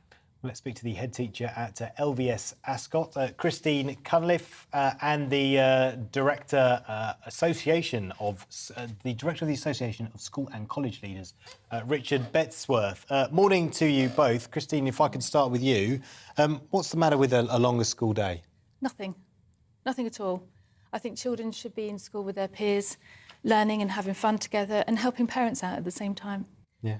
And Richard, do you think that's a fair assessment, that this would be a good thing for struggling parents? We know how much childcare costs. It could be a sensible way to just ease that pressure on parents?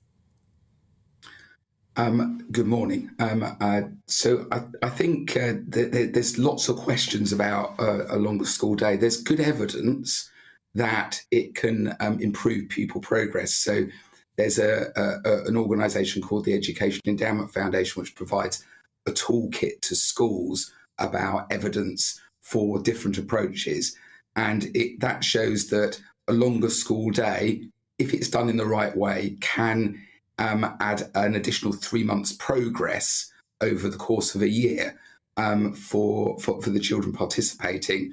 But there's a number of questions which arise from that, which is really about how do you frame it, what do you put into it, how do you do it, and most importantly, how you resource it. So making sure the resources are in place.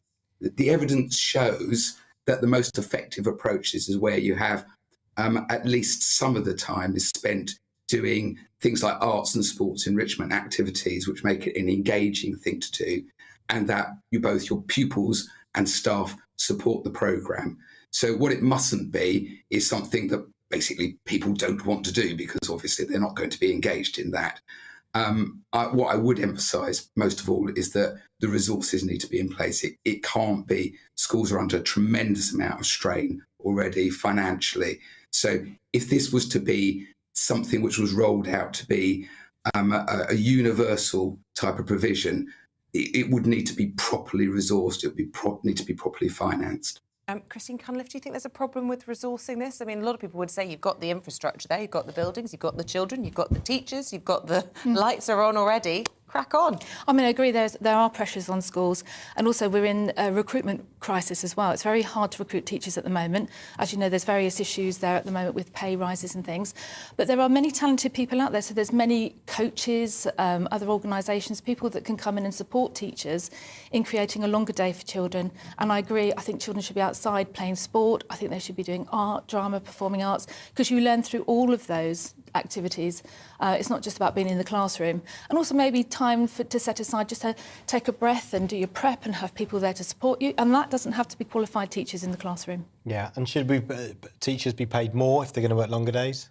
I think, you know, teachers' pay is an issue. I think teachers' pay is probably not good enough at the moment, and that obviously that's going through consultation at the moment. And I think people should be rewarded for the work that they do. And I think there should be a standard of what is expected of teachers as well, because we do have long holidays, and I think most people will say that we have a good deal with that as well. But that doesn't mean that we're not working during the holidays. So I think there's a checks and balances. There's got to be a good structure, as we've just discussed. So. I have a problem with all of this, Richard, when you know, the needs of the parent are the main argument as opposed to the needs of the child. If we're suggesting that school days should be extended because there's a problem with childcare, that bothers me.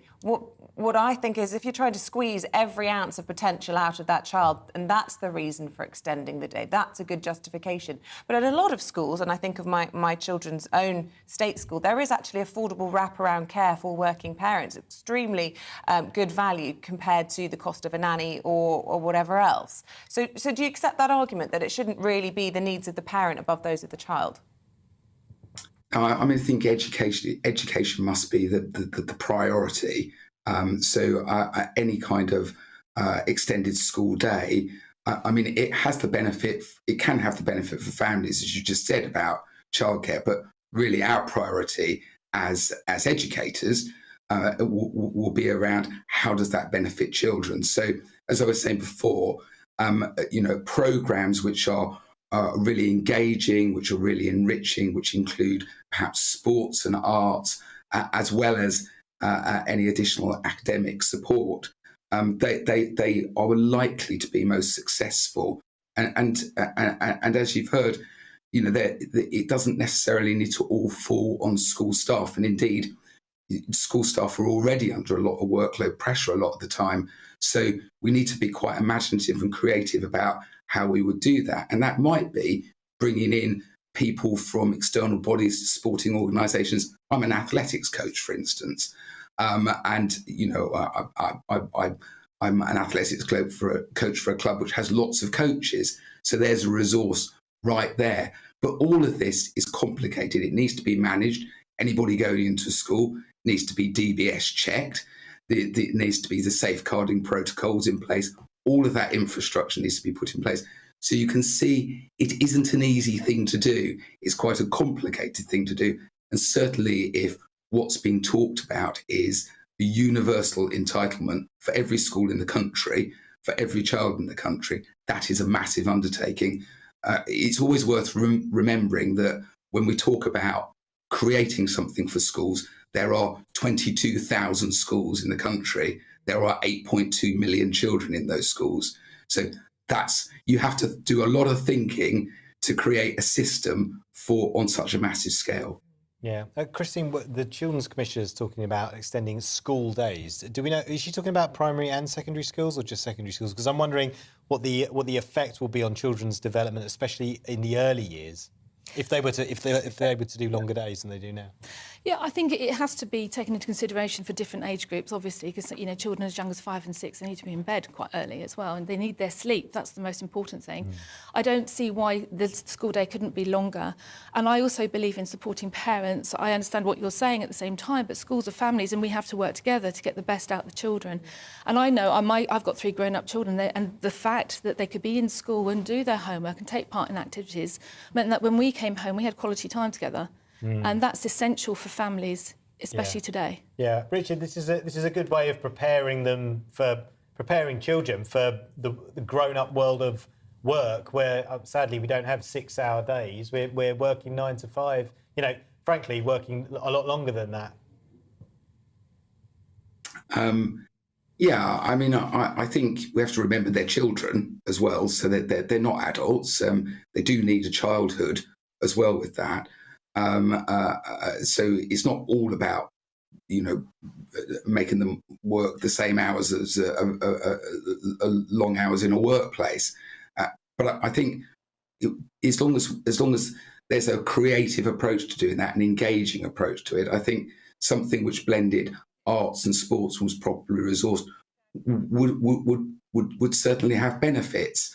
And one of the benefits it would have potentially is for the most disadvantaged children, because the most disadvantaged children often don't get those opportunities. So where a lot of families are able to provide to pay for after-school clubs and after-school activities, very often disadvantaged families aren't able to pay for those things. So there is a potentially massive opportunity there to support those families and those children in particular. That's a really I good just point. want to read a few of the emails that have been coming in whilst we've been having this conversation. Rob says teachers refuse to undertake their training during term time, let alone asking them to lengthen the school day. They won't do it, not in a month of Sundays. And this one has come in from Stephen. Why not just take the kids from the parents at birth and give them back when they're 16? Born in the 40s, how did our parents manage?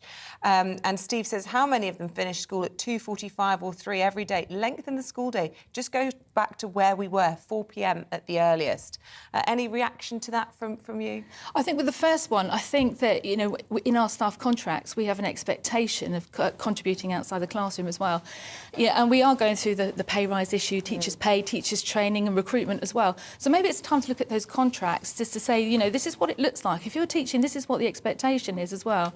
And that's for the 1940s, the parents got on with it, didn't it? But we're now in 2022, the world's a very different place, challenging place as well. Well, I have undying respect for the parents, for the teachers at my son's school. It's really opened my eyes to the hard work primary school teachers do. And take my hat off to you both. Thank you very much for joining us this morning. Really appreciate it. Thank you. It's 8:58. Coming up, we're speaking to Shadow Culture Secretary Lucy Powell. Before that, let's find out how that weather is looking as we head into the weekend.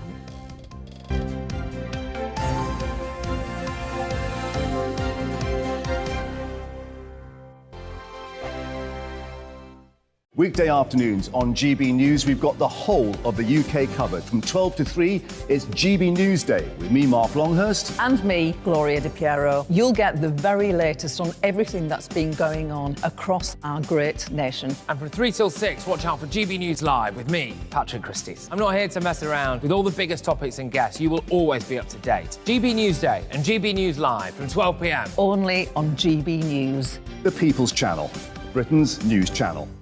Hello there, it's Eamonn Holmes here from Breakfast on GB News. We're not just on your television and your screens, We're on DAB plus digital radio, so you can listen to your favourite shows on the move. If you've not yet listened to GB News Radio, it's very simple. We're on your radio player and TuneIn apps, on your smart speaker, phone or tablet, or online at gbnews.uk. Take us with you wherever you go. GB News Radio. You never have to miss a moment of the People's Channel.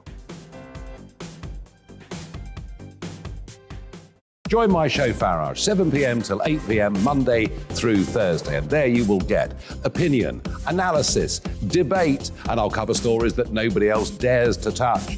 You've been cancelled. Join the club. Oh, my goodness me. And then for the last 15 minutes, talking pints. We're over a drink. We have a civilised conversation with someone. We very often disagree, but we do it in a grown-up way.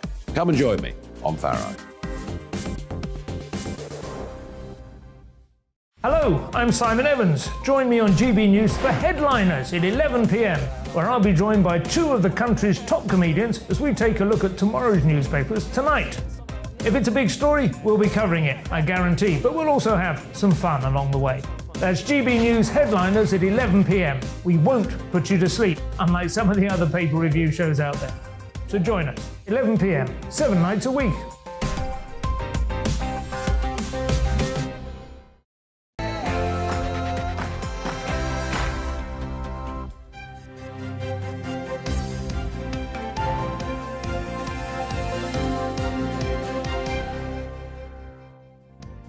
Liz Truss says she will not reduce public spending to balance her tax cuts. Good morning, it's 9 o'clock, it's Thursday the 13th of October. This is Breakfast on GB News with Isabel and Paul. Here's what is making the news this morning. Liz Truss speaking at her first PMQs since the mini-budget announcement has pledged to use taxpayers' money well rather than slash public spending to pay for her promised cuts.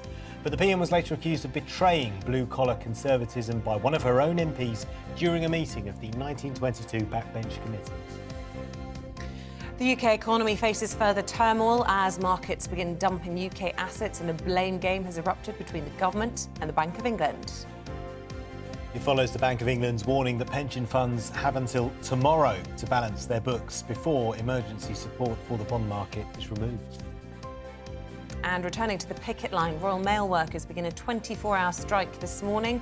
It's the first of 19 planned walkouts, which will see 115,000 members across the UK take industrial action in an ongoing dispute over pay and conditions. And a royal celebration. We're live from the Queen Elizabeth Olympic Park in East London as the Prince and Princess of Wales pay tribute to a community sports charity celebrating its 10th anniversary. And as always, we love you to get in touch. Email us, gbnews@gbnews.uk, or you can tweet us at gbnews.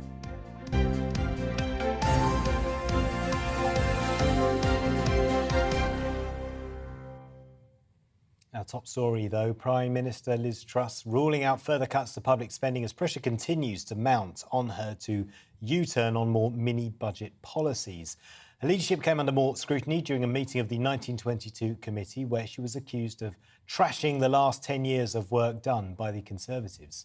Well, reports also suggest she's facing more calls to reverse or delay a rise in corporation tax, which is due in April.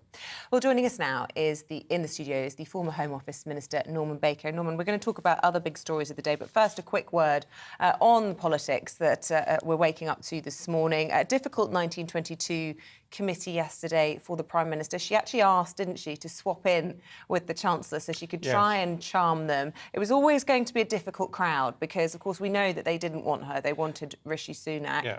She's got a difficult job on her hands. Well, she's got an almost impossible job, and she's made it a lot worse by the way that she and the Chancellor have started off their time in office. And the reality is, as you say, that most Tory MPs wanted Rishi Sunak, but they wanted also Rishi Sunak's policies. And she's being forced bit by bit to reverse what she wants and to adopt what he would himself have introduced. And it's not going to end well, I don't think.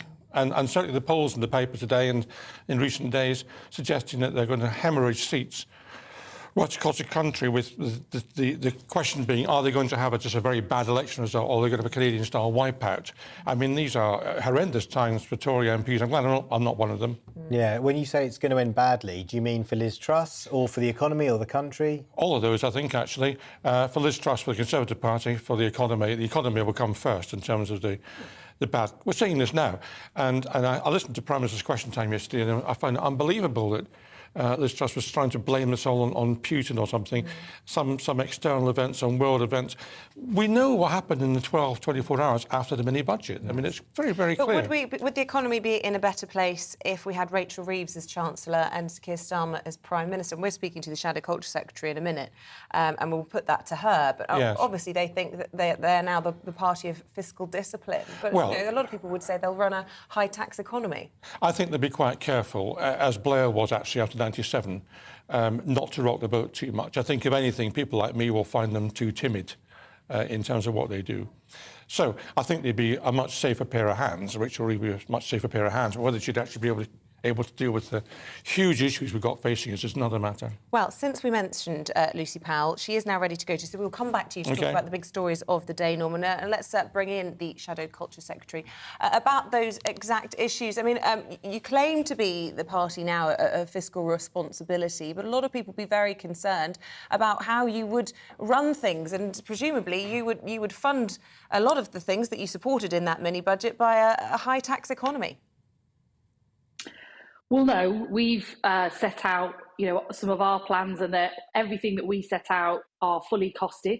And I think that stands in stark contrast to what we've seen from this government and their mini-budget, which has led to this huge turmoil and spiralling breakdown of confidence in the British economy, because their plans are not funded, and they're mainly funded by borrowing, and that does stand in stark contrast to what we're saying. So, for example, we've been calling for the energy price freeze long before the government brought that in, but crucially, we think that should be being paid for not by extra borrowing, but by bringing in a windfall tax on the super excess profits that the energy companies have seen over the last few months. So, our plans are fully costed, but they are, I would disagree with Norman there. I do think we have been bringing forward the big solutions to the big problems that this country faces, but we're doing that in a responsible way. But Lucy, a windfall tax wouldn't pay for all the money that is necessary to prop up households and businesses. We're talking about 100 to 120 billion over 2 years. Windfall tax, at best, 10, 20 billion. So you would still have to borrow the vast amount of money to pay for that. Well, look, there are different ways of calculating some of that, and those costs. That I think that's the maximum those costs can be, and obviously, if the costs are going to be that high, that's because the energy companies are getting an even bigger windfall. So, they are two sides of the same coin here. The reason the energy prices are going up because of global factors, not because our oil and gas companies and our energy supply companies in this country have made some good business decisions. They are sitting on excess windfall profits of around about what the Treasury are estimating could be as high as £170 billion over the next couple of years, and that's the eye-watering level of the excess profits, and that's why we've said bring in a windfall tax. So the more the costs go up, the more their excess profits and the windfall goes up as well. But that's why you've got to have these plans costed in the way that we have said. But you've also got to ensure that taxation is fair. So it's not a case of cutting taxes for those at the top of society and hope that somehow that's going to trickle down to growth for everybody else. That's an experiment we've now endured for the last sort of 30 years of our running of our economy, and it's not worked. And that's what the government have been doing with their cuts to corporation tax, their initial plans to cut the top rate of tax, and also the cut in stamp duty, which we know will mainly benefit landlords and second homeowners. So we have a very different approach to taxation, as well as a very different approach to running the economy. But the most important thing now is that this government goes back to the drawing board, reverses its mini budget, and tries to stem this absolute loss of confidence that we're seeing in the British economy. I just want to ask you why, when Sir Keir Starmer was asked repeatedly, it has to be said, during PMQs by the Prime Minister yesterday, why he wouldn't commit to agreeing or supporting the 2-year energy price cap guarantee. He only committed to the 6 months, and despite being pushed on it, why won't he sign up for the 2 years? Well, I don't think he was avoiding that question. It is Prime Minister's questions, and I think the person who was really avoiding any accountability in Parliament yesterday was the Prime Minister, who seemed to be totally tin-eared to what is now happening to our economy and the impact that is having on everyday working people who are seeing their mortgage rate going through the roof as a direct result of her decisions and her mini budget. When we set out an energy price freeze long before the government were thinking of one, and when we were calling on the government to do it, we had said that would be initially for 6 months funded by the windfall tax, but that we would keep that constantly under review. So they're the ones actually in government, and we're putting forward costed proposals from opposition, which they're now adopting. But I think that your viewers should be in no doubt that we would have stood by. We stand by people when it comes to dealing with these rising energy costs, but we do so in a fair way, in a way that brings the income back in from these excess profits. So I think it's the Prime Minister who was avoiding answering the questions yesterday, and she seemed to be totally in denial about what is happening to ordinary working people and mortgage payers and the British economy under her watch. Yeah, just so I'm clear, you're saying you cited their rising mortgage costs, but if you were to reverse aspects of the mini budget, you would scrap that stamp duty threshold that they've increased, so making it more difficult for someone to buy a house? Well, look, what we know from stamp duty cuts, and they've been brought in recently as well, is actually the main beneficiaries of those cuts often are landlords and second homeowners. Often what they do is they fuel house price increase more than the stamp duty cut in the first place. So actually taking home ownership further away from first-time buyers and those looking to get on the housing ladder. Yes, we would scrap it. Yeah, we don't think that's an effective policy to deal with the housing crisis. And look, the eye-watering amounts we're now looking at for people remortgaging, on average, around £500 a month more. People are who are coming out of 2-year fixed mortgage deals in the coming weeks. £500 a month more on average. You know, these are eye-watering amounts which are going to have a massive increase, not just on those individual households to pay those bills, but the housing market in general. So restoring that confidence and stopping the spiralling of interest rates and this loss of confidence is absolutely critical. And the only way that confidence will even begin to be brought back now is for the Chancellor and the Prime Minister to reverse their mini-budget and go back to the drawing board. So, but just so I'm clear, you're saying you would reverse the stamp duty cuts. That would make it more expensive for someone to buy a property for the first time, in addition to the extra rate of borrowing that they would have to pay on a mortgage. So that would make their situation worse, certainly for a lot of young people that are struggling to buy their first property. Well, no, look, you know, the most important thing for people looking to get on the housing ladder is for mortgage rates to not be the eye-watering level that they are now. And that means having a costed budget where the sums add up, your income and your outgoings add up, and you look at all the tax policies in the round. We don't believe that a stamp duty cut right now is the most effective way of helping those looking to get on the housing ladder. The most effective way is to ensure that we have confidence in the economy and we have lower mortgage rates than the ones that people are looking at today. And history tells us that cuts in stamp duty actually don't bring home ownership nearer to people looking to get on the housing ladder. It takes it further away because they sort of fuel a kind of short-term people buying up properties and increasing prices. And actually what you need to do is build more houses, make sure there are more truly affordable homes, and make sure, as I say, that mortgage rates are affordable too. Lucy Powell, Shadow Culture Secretary, we'll leave it there. Thank you very much indeed for joining us this morning. Thank you. Yeah. Let's go back to Norman Baker. Norman, just very quickly, what did you make of what Lucy had to say there? I thought it was quite a good interview, to be honest with you. I thought that she made the points very well. And I certainly think she hits the nail on the head when she says, why hasn't the government introduced a windfall tax? And these gargantuan profits that even the oil companies themselves are embarrassed by. I mean, there seems to be no objection from them about these windfall taxes. So why the government's got itself on this nail of not having it, I just don't understand. But you do accept there's a dispute over how much a windfall tax would raise. Of course. So politically, it does look good, and you can argue on principle it's good. It's not actually going to work with the maths. Well, I think there is, of course, there's uncertainty as to what it will raise, and that depends on the international price. And of course, there are other measures, no doubt, which the opposition's got, which you didn't have time to go into. So the issue is really, it's not any opposition party, whether it's Labour, Lib Dem, or SNP in Westminster, that is, can only put forward really broad brush ideas because they haven't got all the figures there, they haven't got access to the Treasury data, and they're not in government. I mean, the people who have to put forward a detailed plans are the government, and they're the ones who are signalling failing to do so. And we'll wait for that, of course, on the 31st of October.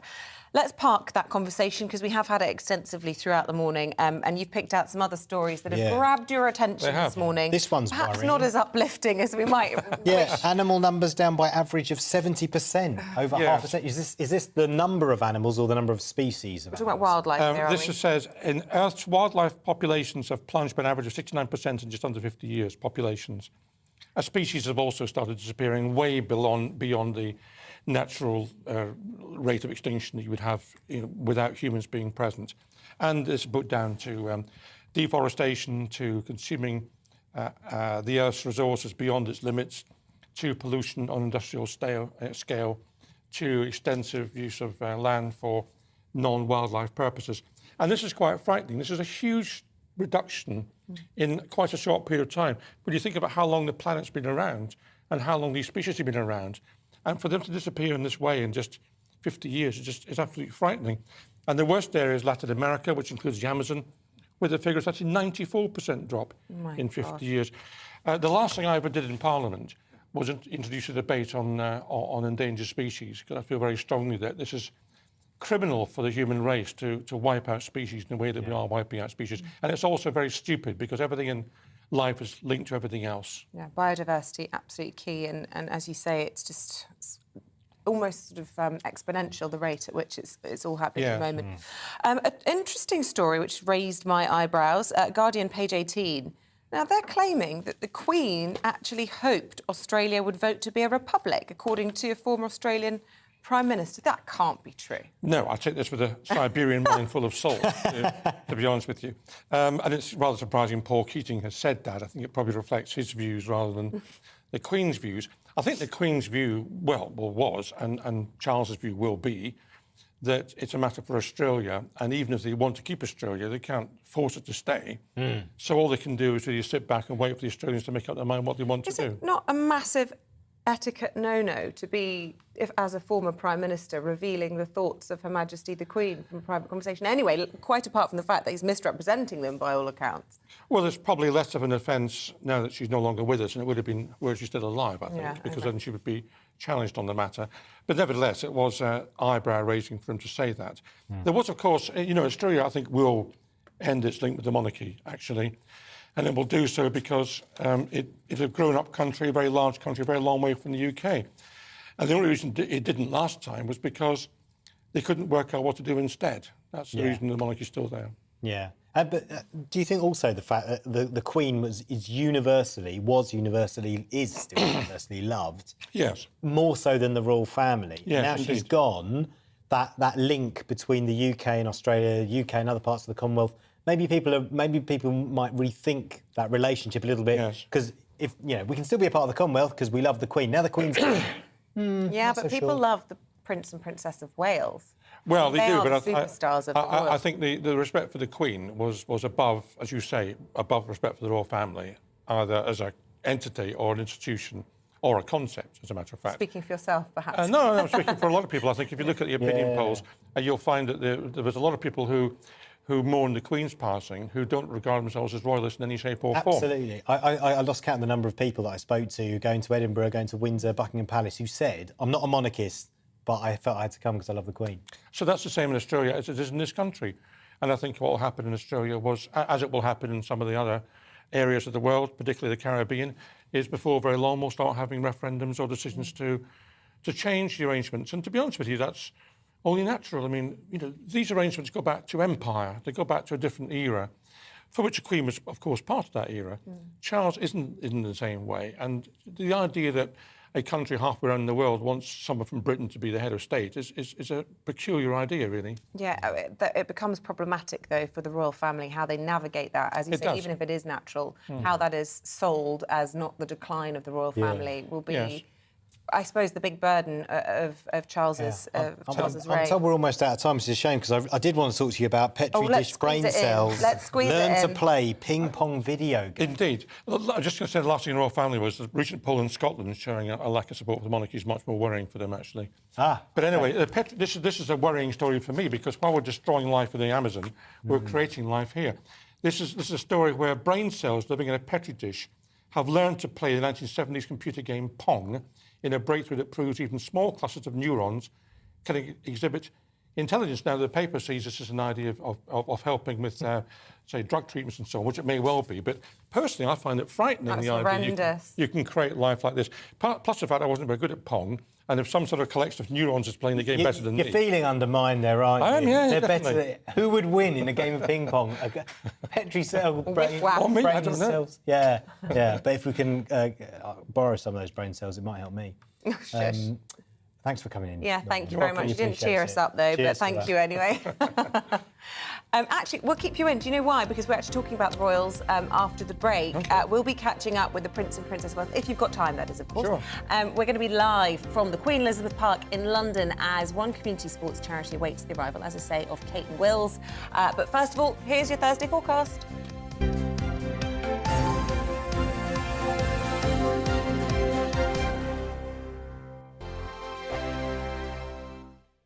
Weekday afternoons on GB News, we've got the whole of the UK covered. From 12 to 3, it's GB News Day with me, Mark Longhurst. And me, Gloria Di Piero. You'll get the very latest on everything that's been going on across our great nation. And from 3 till 6, watch out for GB News Live with me, Patrick Christys. I'm not here to mess around with all the biggest topics and guests. You will always be up to date. GB News Day and GB News Live from 12 p.m. Only on GB News. The People's Channel, Britain's news channel.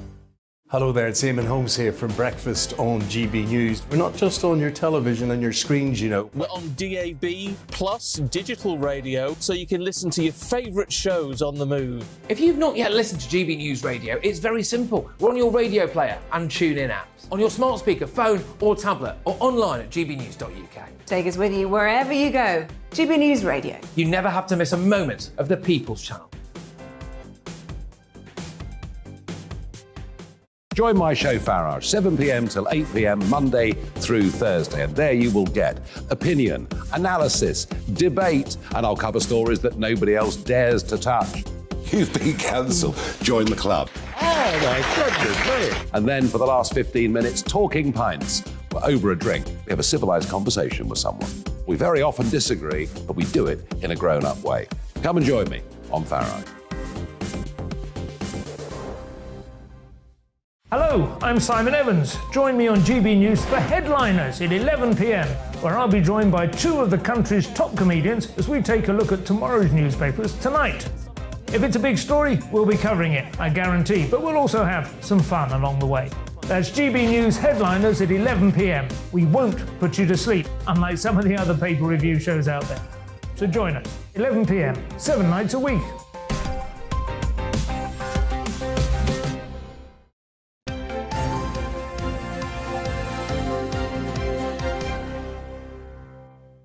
Welcome back. It is 9:23. The Prince and Princess of Wales will visit a former London 2012 Olympic venue in East London to celebrate the 10th anniversary of a social mobility charity. Yes, Wills and Kate will travel to the Copper Box Arena to take part in an event with Coach Corps, which is a sports charity which aims to create the next generation of sports coaches. Let's speak to our GB News reporter, Rosie Wright, who is awaiting their arrival. Morning to you, Rosie. Tell us more.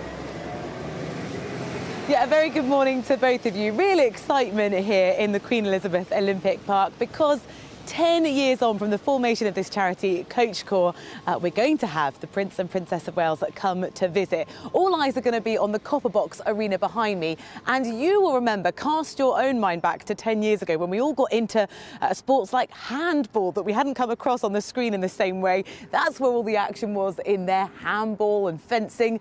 Today, a variety of different sports are going to be on show. It's a charity that was initially set up by the Royal Foundation. We know that Kate and William care deeply about mental health and particularly physical health for young people. And this charity is all about training up individuals, disadvantaged individuals, so they can become sports apprenticeships and then coach more people. And part of the excitement of what happened 10 years ago was this real plan and this real vision that there would be a legacy after the Olympics, that it wouldn't just be excitement about handball or scoring gold medals, that actually that this site and this area and that charities would be set up to make sure that long-lasting, 10 years after the Olympics there and 10 years to go on, young people, particularly in this area, would get additional motivation to get into sport. That is what Kate and William will be witnessing later. I'll be here. I hear they're going to have a little bit of a go at some of the sports too, so we'll see how it all goes on as the day develops.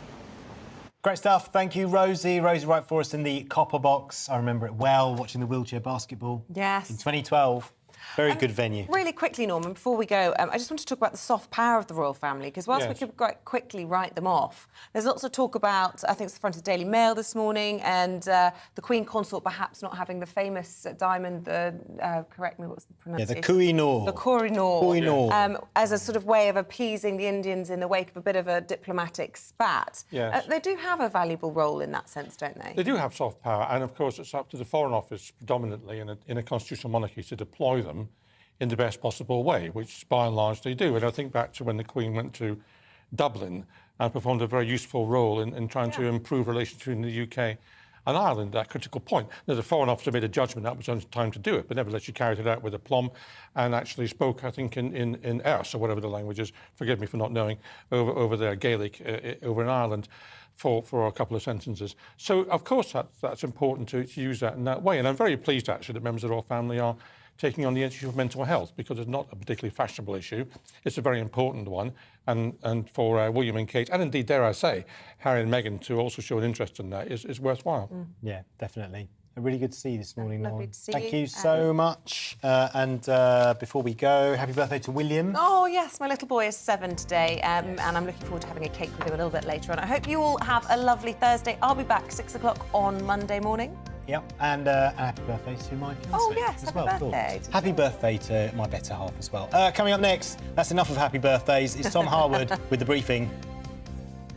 Good morning, I'm Alex Deakin with your latest weather update from the Met Office. Bit grey and murky out there for many first thing, but generally it's going to be a dry and a bright day. There will be some rain across the far south and the far northwest, courtesy of these two little weather features which are slowly edging in. But in between those, as I said, many places are going to be dry and bright. But it's a bit misty, murky. There are a few fog patches around first thing. Steadily clearing away, but I suspect the south coast of England may well stay pretty glum. Further outbreaks of rain, particularly in the southwest, but moving eastwards. Bright for many areas. We'll lose the mist and fog and we'll see sunny spells, but it will cloud over across the west of Northern Ireland and the northwest of Scotland, with wet and windy weather moving in here. Elsewhere, though, in the sunny spells, feeling pretty pleasant with mostly light winds, temperatures around average, 14, 15 degrees, maybe 16